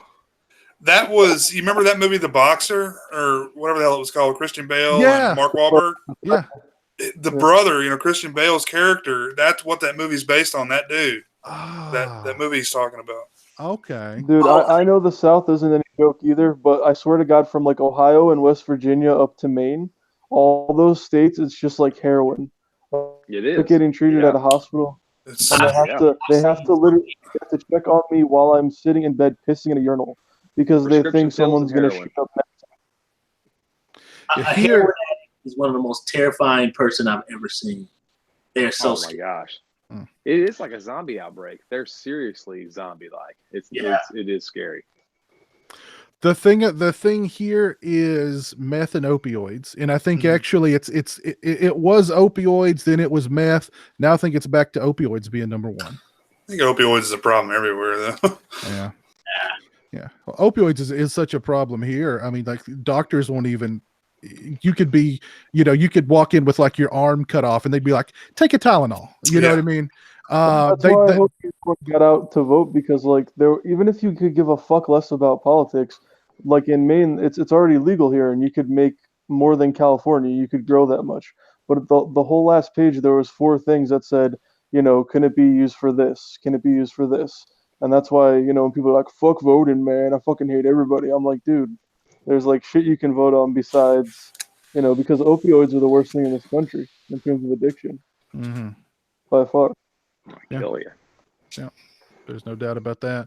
Roland666 in the chat says Depp had a movie coming out where he was playing the cop that was trying to find Tupac's killer, but the studio pulled it. The studio did pull it because they said Depp was like a madman on the set. Like he was crazy on the set. He was doing some really erratic stuff. So they pulled it. I have got to see that footage. Hey, quick question. Since Whitey's dead now and you played that guy in Black Mass, is that a good movie or no? It was okay. I didn't really like it that much. But is it Jim Carrey on the set of Man on the Moon crazy? Or yeah, that was nuts. I don't know. It must be pretty bad if they're pulling the movie. So I mean, didn't Jim Carrey say he went and spit in dude's face? Who used to fight with Andy Kaufman? Jerry the King Lawler. Yeah. He walked up to him and spit in his face. I would have. Well, Monty, what's interesting about that, Monty, is being a wrestling fan, Lawler talked about the Kaufman deal. In real life, they were such good friends. They weren't enemies at all. And Lawler was telling Carey, "You dumbass, me and Kaufman were good buddies." But Carey was just pretending like he was thinking he was Andy, like was throwing shit at him, spitting. But Lawler was like, "You guys are all going crazy thinking it's the coolest thing." I'm saying he's not doing it right because me and Kaufman were best friends. Kaufman were great. The whole thing where he slapped Andy Kaufman, that was all staged. That was all. Yeah. That was all kayfabe, to use wrestling. Jargon. Kaufman understood wrestling. He understood how to sell, and he understood how. And that's why Lawler loved working with him. But they were buddies. I mean, they were really good friends. Yeah. But dumbass Carey thought he was doing his thing, and Lawler's like, "You idiot! This is not what happened." Carey wasn't lost to that character. He was just being a dickbag. I mean, that's all there was to it. I mean, probably, yeah. You guys are talking about the documentary, right? They made about that movie. Yeah. Yeah, and he still swears he was just lost and caught up in that character. I'm sorry. I just, you're never going to make me buy into the fact that you bought so far into a character that you were now rewriting the history of who this person was because you just got that person. Right. How did he try to justify it? How did he try to justify it too about the Lawler situation? I think he said Andy was telling me that we're not going to be friends and stuff. Carey, Get the hell out of here with that bullshit. Yeah. Come on, man. I mean, He was Andy Kaufman. Like his thought process was Andy's, yeah. even though it was nothing of what Andy's. I mean, he's lucky Jerry Lawler didn't probably, Oh, I think could've- he tried to get a hold of him at one point. Yeah, Well, I mean, he tried to grab him. Put him in a he got chokehold. lucky. I think he put him in a chokehold, didn't he? I Yeah. think He did something. They, Yeah, and they really pile dropped him, and Lawler almost got in trouble for that. But Carey actually told him because Kaufman really took a pile driver, obviously in a match, and obviously they weren't going to let it happen. Lawler was saying, so the director comes up to me and says, "You pick him up, you hold him up, we cut, we reset." Stuntman comes in. And he said, Carey actually looked at him and said, "No, pile drive me." He mouthed it, "Pile drive me." And Lawler picked his ass up and dropped him right on the mat. And they said everybody was losing their damn minds over it, but they did it. Can you imagine? What if he had severed his spinal cord right there?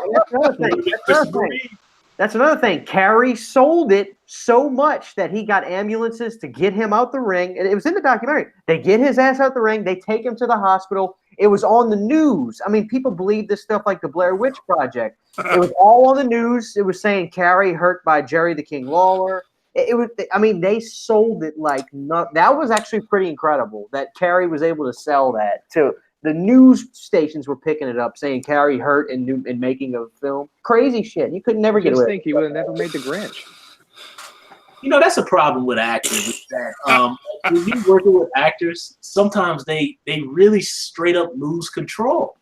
Like they really do. Like I've done theater sometimes, and there's some people you're acting with, and you kind of wonder, like, okay, dude, are you still in the scene, or are you losing it on me? Yeah. Monte's like, "Yo, dog, you gay? What the fuck?" Yeah. Oh man, I had a guy on my face when I did a play one time, and I remember I was ready to knock him out right there on the stage. You've got those method actors too, who you have to refer to them by their character's name, even when they're not, they're just at craft service eating a bologna sandwich, and you have to, you have to refer to them by their character's name. They're in character all the time. It's like, dude, come on. Crazy stuff. Yeah. Crazy stuff. Excuse me, Dick Cheney. How is your? Yeah. Bale was in character the whole time, and everybody walked on eggshells around him. Mr. Cheney, can I get the hell away from me? Yeah. You know what I mean? You know people on sets with Christian Bale, they pampered the absolute crap out of him. They don't want, they're probably scared to death of him. So Well, he's a lunatic now. Yeah. Whenever he's on a movie, they have to reinforce the lights and put plastic over them. Yeah, there you go. Yeah, you don't. I wonder. That expensive equipment. I mean, could you imagine him on the set of American Psycho? He's like, "Get me some more coke and bring me a prostitute to kill." But it's well, you're just acting, Christian. Who's Christian? I'm Patrick Bateman. You know what I mean? It's like it's I'm all gonna trash your fucking lights. It's all in his head, Patrick. He's not really doing it. Really? God, but that don't fucking cut it when you're fucking around on set. Okay. Bring me an 8-ball and a prostitute. Well, on that note, fellas, I'm gonna call this an evening. Okay. All right. we said the magic words for Andrew: 8-ball and prostitute. And he's like, "I'm out of here." It's good being back on, guys. Nice meeting everybody I haven't met before. All right, Andrew. Have a good one, man. Take care. Take care, man. You too. See you later, man. Take it easy, bud. Well, guys, is there anything else that we'd like to discuss? We've been going for about 3 hours now. We've covered quite a few topics. Anything else you guys want to discuss? Anything, or have you got anything that you'd like to? Anything for a? How about an Orcs? We've not done one of these this season. A Orcs. What was your shout out segment called, Orc? I don't remember. Was it the Gozu Viewer of the Week or something like that? Yeah. Okay. Yep. Hit us with the Orcs Gozu Viewer of the Week, the first one of season 7. I got to give it to the man himself, and I'm sure he's helped you out on your channel a lot too, Piz. A man who lives in a very James Bondish lifestyle. Max Punishment. What's up, fam? Max, absolutely. Max is stop buying ramen, okay? Yes, Max, very nice guy. I got to meet Max at a Horror Hound earlier. Well, just a few months ago. Very nice guy. Yeah, definitely. Yeah, big shout out to Max Bonishman. Thank you, sir. Let's see what else is going on out in the chat. Rocky Voorhees is here. What's up, Rocky Voorhees? I hope you're doing well. Creed 2. Anybody seen Creed 2? Rocky wants to know if we're excited for Creed 2. I'll be there on the Wednesday. Ryan Coogler's not doing it, so I'm kind of my expectations have dropped a little bit. Okay. I just go see some cool boxing, you know. Yeah. Cool soundtrack. Yeah, I'm more interested in seeing. I don't know if they're going to do a final chapter for the Rambo franchise, but I'm more interested in something like that. They're doing it right now. He's filming it now. Okay, good. Man, I tell you right now, I'm a big Stallone guy. I love First Blood. In my opinion, the best movie, acting wise, story wise, he ever did. And I thought Rambo. I wish it, Rambo 4, for sake of just making sense. I thought was one of the most ballsy action movies I've ever seen, because that was more gory than Friday the 13th entries. I mean, that's Baby's Getting on the Floor is pretty nuts. A movie I am pumped for, which actually came out. Well, it comes out tomorrow. Overlord. I think my theater got it. Yeah, I definitely want to see Overlord. Overlord looks good.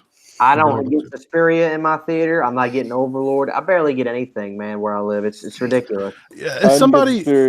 Yeah, Roland 666 asked if the Suspiria remake is any good. It's nowhere near me.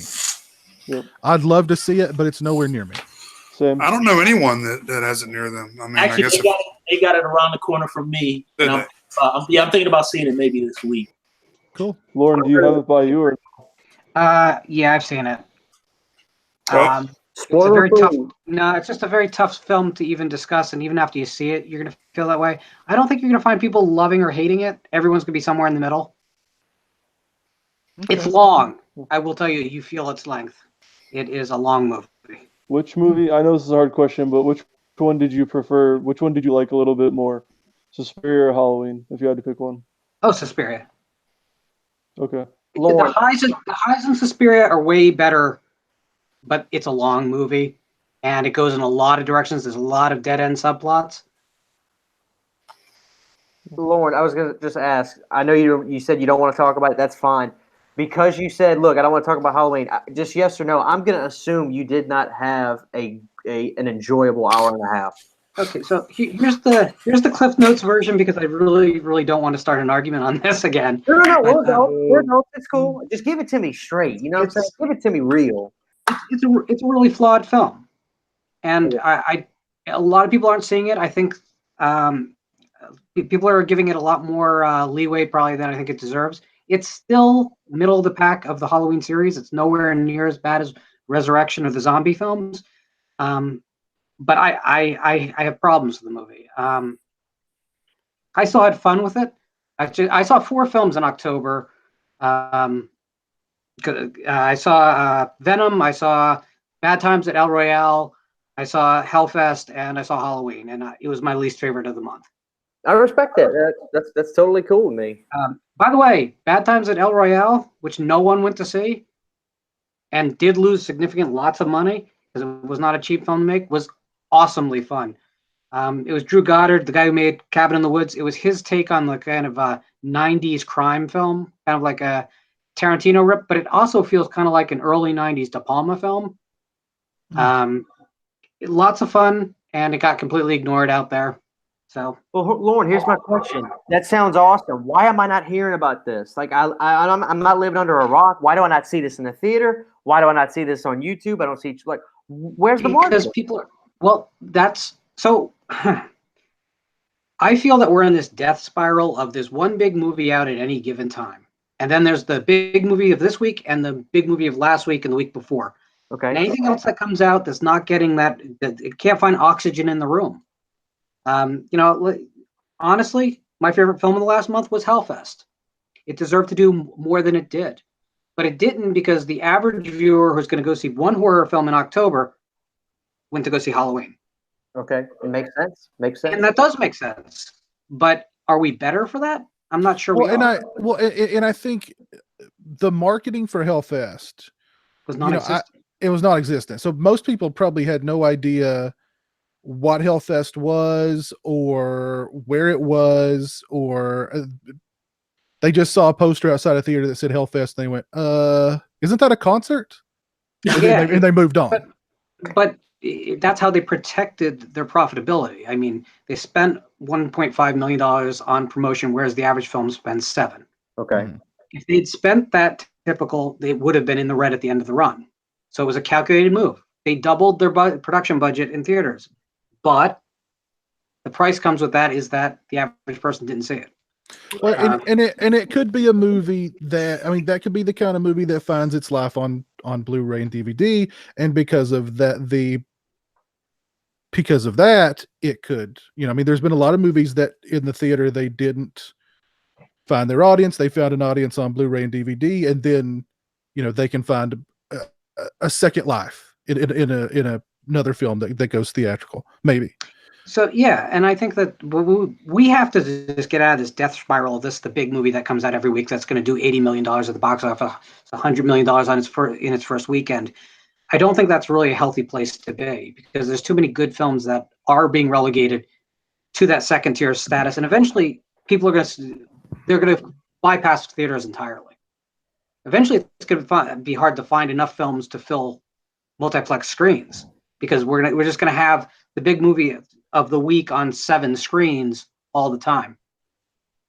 And that, I don't think it's a healthy place to be. And there isn't independent theaters like there was 20 years ago to take up the difference. So I think I go to see everything that comes out in the genre and everything beyond that I find interesting. I'm not a big comedy guy, so not much there, but we got to start supporting things somehow, because we're not going to get them. Mm-hmm. I love physical media, but I love going to the movies probably more. I do too. And as a result, I don't want to lose that experience. But I think there's a good chance that that's transforming at the moment the same way physical media is. Yeah. I feel the same way. Look, I just finished reading Brian Hodges' Immaculate Void. This is a better book than anything that any of the big horror names fiction names that you probably know. It's under the radar. One of them. It's under the exactly. But it's Brian Hodge is a brilliant practitioner of horror with new ideas under the radar. Why? Because we're fixated on the big name, right? Mm-hmm. Yeah. Our whole Stephen culture King, is right, and we got to get out of that. And not to Stephen King's detriment, not to Halloween 2018's detriment, but we're leaving a lot on the table, I think. And that sounds real serious and sounds like a buzzkill, but I don't mean it to be. I want us, those of us that are these super fans that want to go out and support the genre, we need to actually start doing it. Yeah. That's how I feel. Well, this show is our demographic is the super fans. So we're getting the word out to the correct demographic. I think if the creators of Hellfest had paid me that 1.5 million, the box office would have been tremendous. So if anybody else, so all of you indie horror filmmakers out there, it's only 1.5 million. I will guarantee box office 1.5 million. Holler at me. I will say that it's flying under the radar as well, but on January 31st, there's a German label that is putting out a Psycho box set that contains the full, true, uncut version of the original film. If you don't know, in Europe, they've had forever, the television version is about 1.5 minutes longer. It's incidental cuts mostly, but it is a chance to support a true uncut Psycho. And maybe if enough of the imports sell, we'll finally in America get probably one of the best films made in America released uncut here. I mean, it's so bad. Arbogast is stabbed 3 times in the European television version. We got 1 stab in the American. Huh. That's interesting. Well, Lauren, here's my last question I'll ask you, Lauren. When it comes to, like, you're talking about supporting this and looking at, how do you go about, and this is a question for me and really for the people watching, how do you go about number one, finding out about this stuff, and number two, is it more so being able to research this stuff, or do you just take risks and say, you know what, I don't know who this guy is, but I'm going to get this book and I'm going to give it hell and I'm going to read it? And then is that how you find some of this stuff, you're like these books and stuff, or is there some kind of underground stuff that I can look into to find out about these movies? Because these movies you tell me about, they sound great, bro. I don't know what the hell you're talking about. I've never heard of them, and it aggravates me, and it's the world I live in, I guess. But what should I do? Well, it's kind of like what you were talking about before with when we were talking about record stores and bookstores. We're losing all those places where you could just go in and flip through titles, and that's how you used to find things, right? And you used to meet other people that were into the kinds of music or books that you were, and you talk to them, and they say, hey, I took a chance on this, and it was great. We don't really have that anymore. There is Amazon reviews, but you have to do some searching, and I know that sucks. There's no easy answer, but the media is not going to just hand you an answer anymore. There's not an MTV playing music videos for you to find new artists. There's not bookstores that are going to stock a lot of smaller press books. If you want biographies of movie stars, you can get them all day long, or political tracks, you can get them all day long. But fiction, it's the same 200 titles. Right. It does take a little more work. Back in the old days, go to a lot of interesting corners of the internet. I'll say, let's just say for a basic site like IMDb, if you go on there and you see upcoming movies and anything looks remotely cool and it says limited by it, just give up hope. Or if you want to move, that's basically it. So, well, it seems like back in the day too. I mean, it seems like a lot of movies that I heard about back in the day, like how I got turned on to a lot of stuff, was like, message boards or, horror group forums on this website or that website. And, you see those are really drying up. You know what I mean? Well, I think they've already dried up, really. So, I mean, and what's, in a lot of the stuff that I saw, that I talk about and turn people on to on my channel or on this channel is stuff that I rented back in the day from my awesome Ma and Pa video store. If it looked like a slasher movie, I'd rent it. And, luckily the guy had an awesome selection of stuff.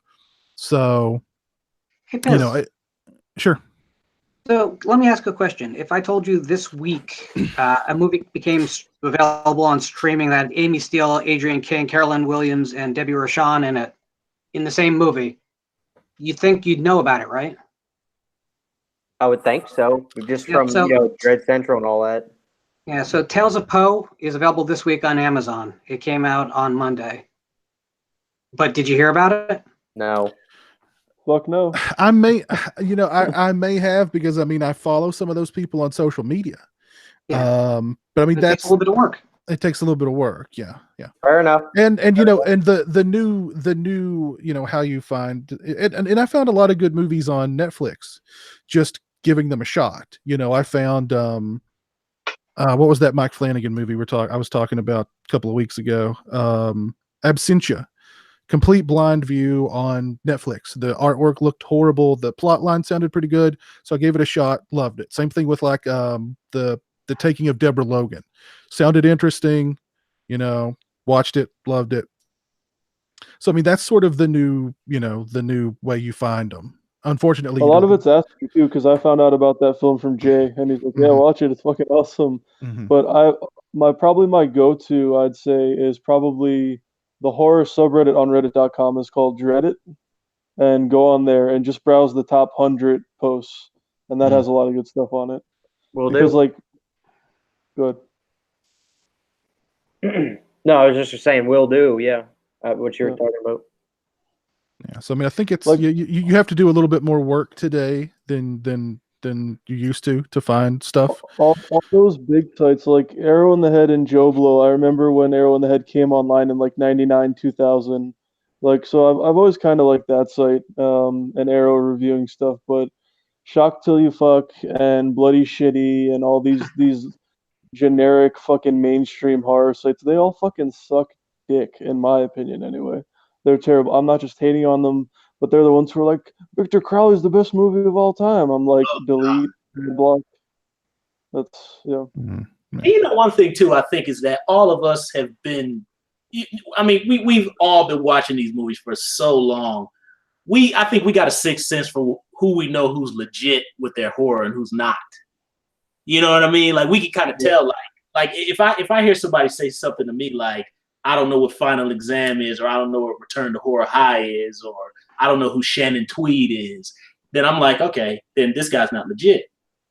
He doesn't even know obscure stuff. So I kind of gauge how I search depending on what they talk about. Like you said, if they say like Hatchet is the best, or Hostel Part 3 is the best, or Cabin Fever remake is the best, I know I'm gonna steer clear. Yeah. You know? I haven't known the newer guys on here as well or as long, but for the Sausage Factory guys who have been here for the past 5 years or so on and so forth, Jay knows his shit. I know Lauren knows his shit, even though you're a newer guy. Piz knows his stuff. Cameron really knows his shit. And then you want to talk about knowing everything, B-Movie Mike literally gets the name of the professor.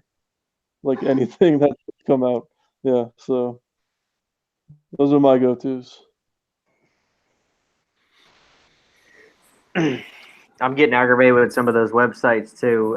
God, bloody disgusting. When you start sending articles out that say sources reveal to us that a new Halloween script is coming out, get the hell out of here. Unless you got a name, don't. I like supporting good YouTube channels and Twitch channels, and especially websites where all they get is some shitty ad choice, ads that run on their sites that keep the site going. That's but the name, when they're right? that big of a piece of dog shit, I just turn on ad block. And if you want to just not support them, it's called Adblock Origin. And there you go. I got to do something, man. It's just like there's no responsibility anymore. It's a lot of clickbait. It's all clickbait stuff, pretty much. Yeah, a lot of clickbait stuff. You get a random ad, and it might give you a virus, and then you'll have to get crap cleaner or malware bites the free version, and then your whole computer's fucked for like half a day. So that's great. I know. Did anyone get the first issue of the revamped Fangoria? I never bit the bullet. I never bit the bullet on subscribing. I should have, but I said $20 an issue. I don't know. Well, and it's what? Well, it's three magazines a year too, right? But they're supposed to be like that thick. I'd like to see one before I put that money down. Right. Yeah. And why are you not going to put them in brick and mortars? Because they're not doing that. It's strictly subscription. I can't see it surviving unless. No, I mean,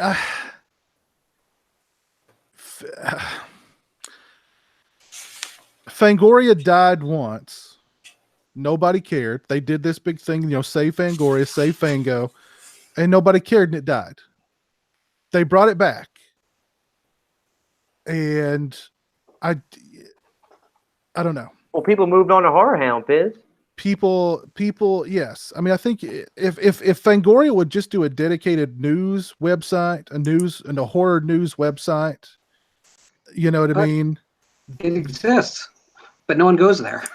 Well, I mean, they would probably fare better than with a print publication, because if they're, $20 an issue, 3 issues a year. I don't know. That's nostalgia, like you said. I think that's the only reason. Yeah.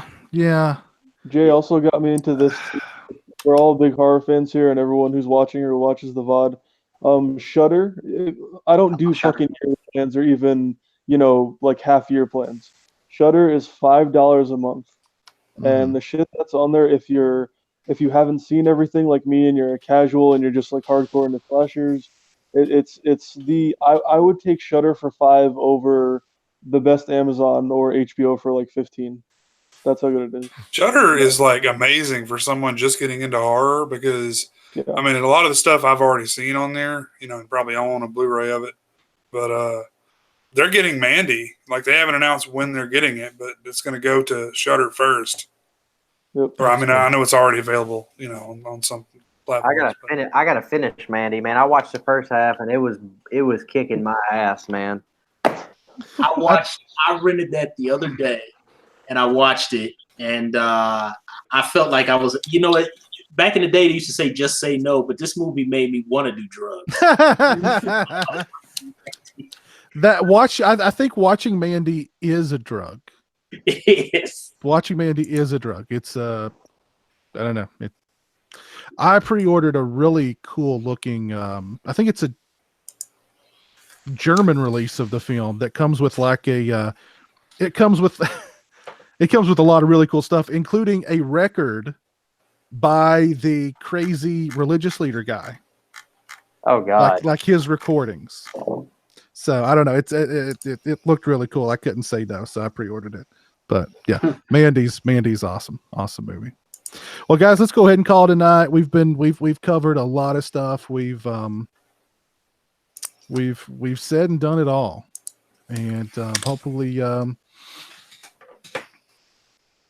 I don't even know what I'm saying at this point. So let's go ahead. Let's cut it off, and we'll be back next week, guys, with some recommendations for you guys for Thanksgiving movies. We're going to talk about our favorite Thanksgiving movies. So that show will probably be about an hour. It'll be, but Be a short episode. it might be a short, but I'm sure we'll veer off into Friday the 13th and our usual fast food. They have the triple stack at McDonald's now. Dank as fuck. Okay. The McRib is back too. Yep. So, all right, guys, thanks for tuning in tonight. We appreciate it. Had a nice, lively chat all night tonight. Thank you guys for tuning in. Thank you, Roland666, Don Rivez, Rocky Voorhees, Joe Bob, Manny Gatillo, Cody W1, Pierce Nightshade, Josh O'Brien, The Horror Reel. Yeah, thanks all you guys for tuning in tonight. And thank you guys for joining me tonight, as always. Great chat with everybody, as always. Showing off them guns. Monty. Guns. Put them guns away, man. We'll get this video flagged. But anyway, you guys have a good night. We'll see you next week. Peace.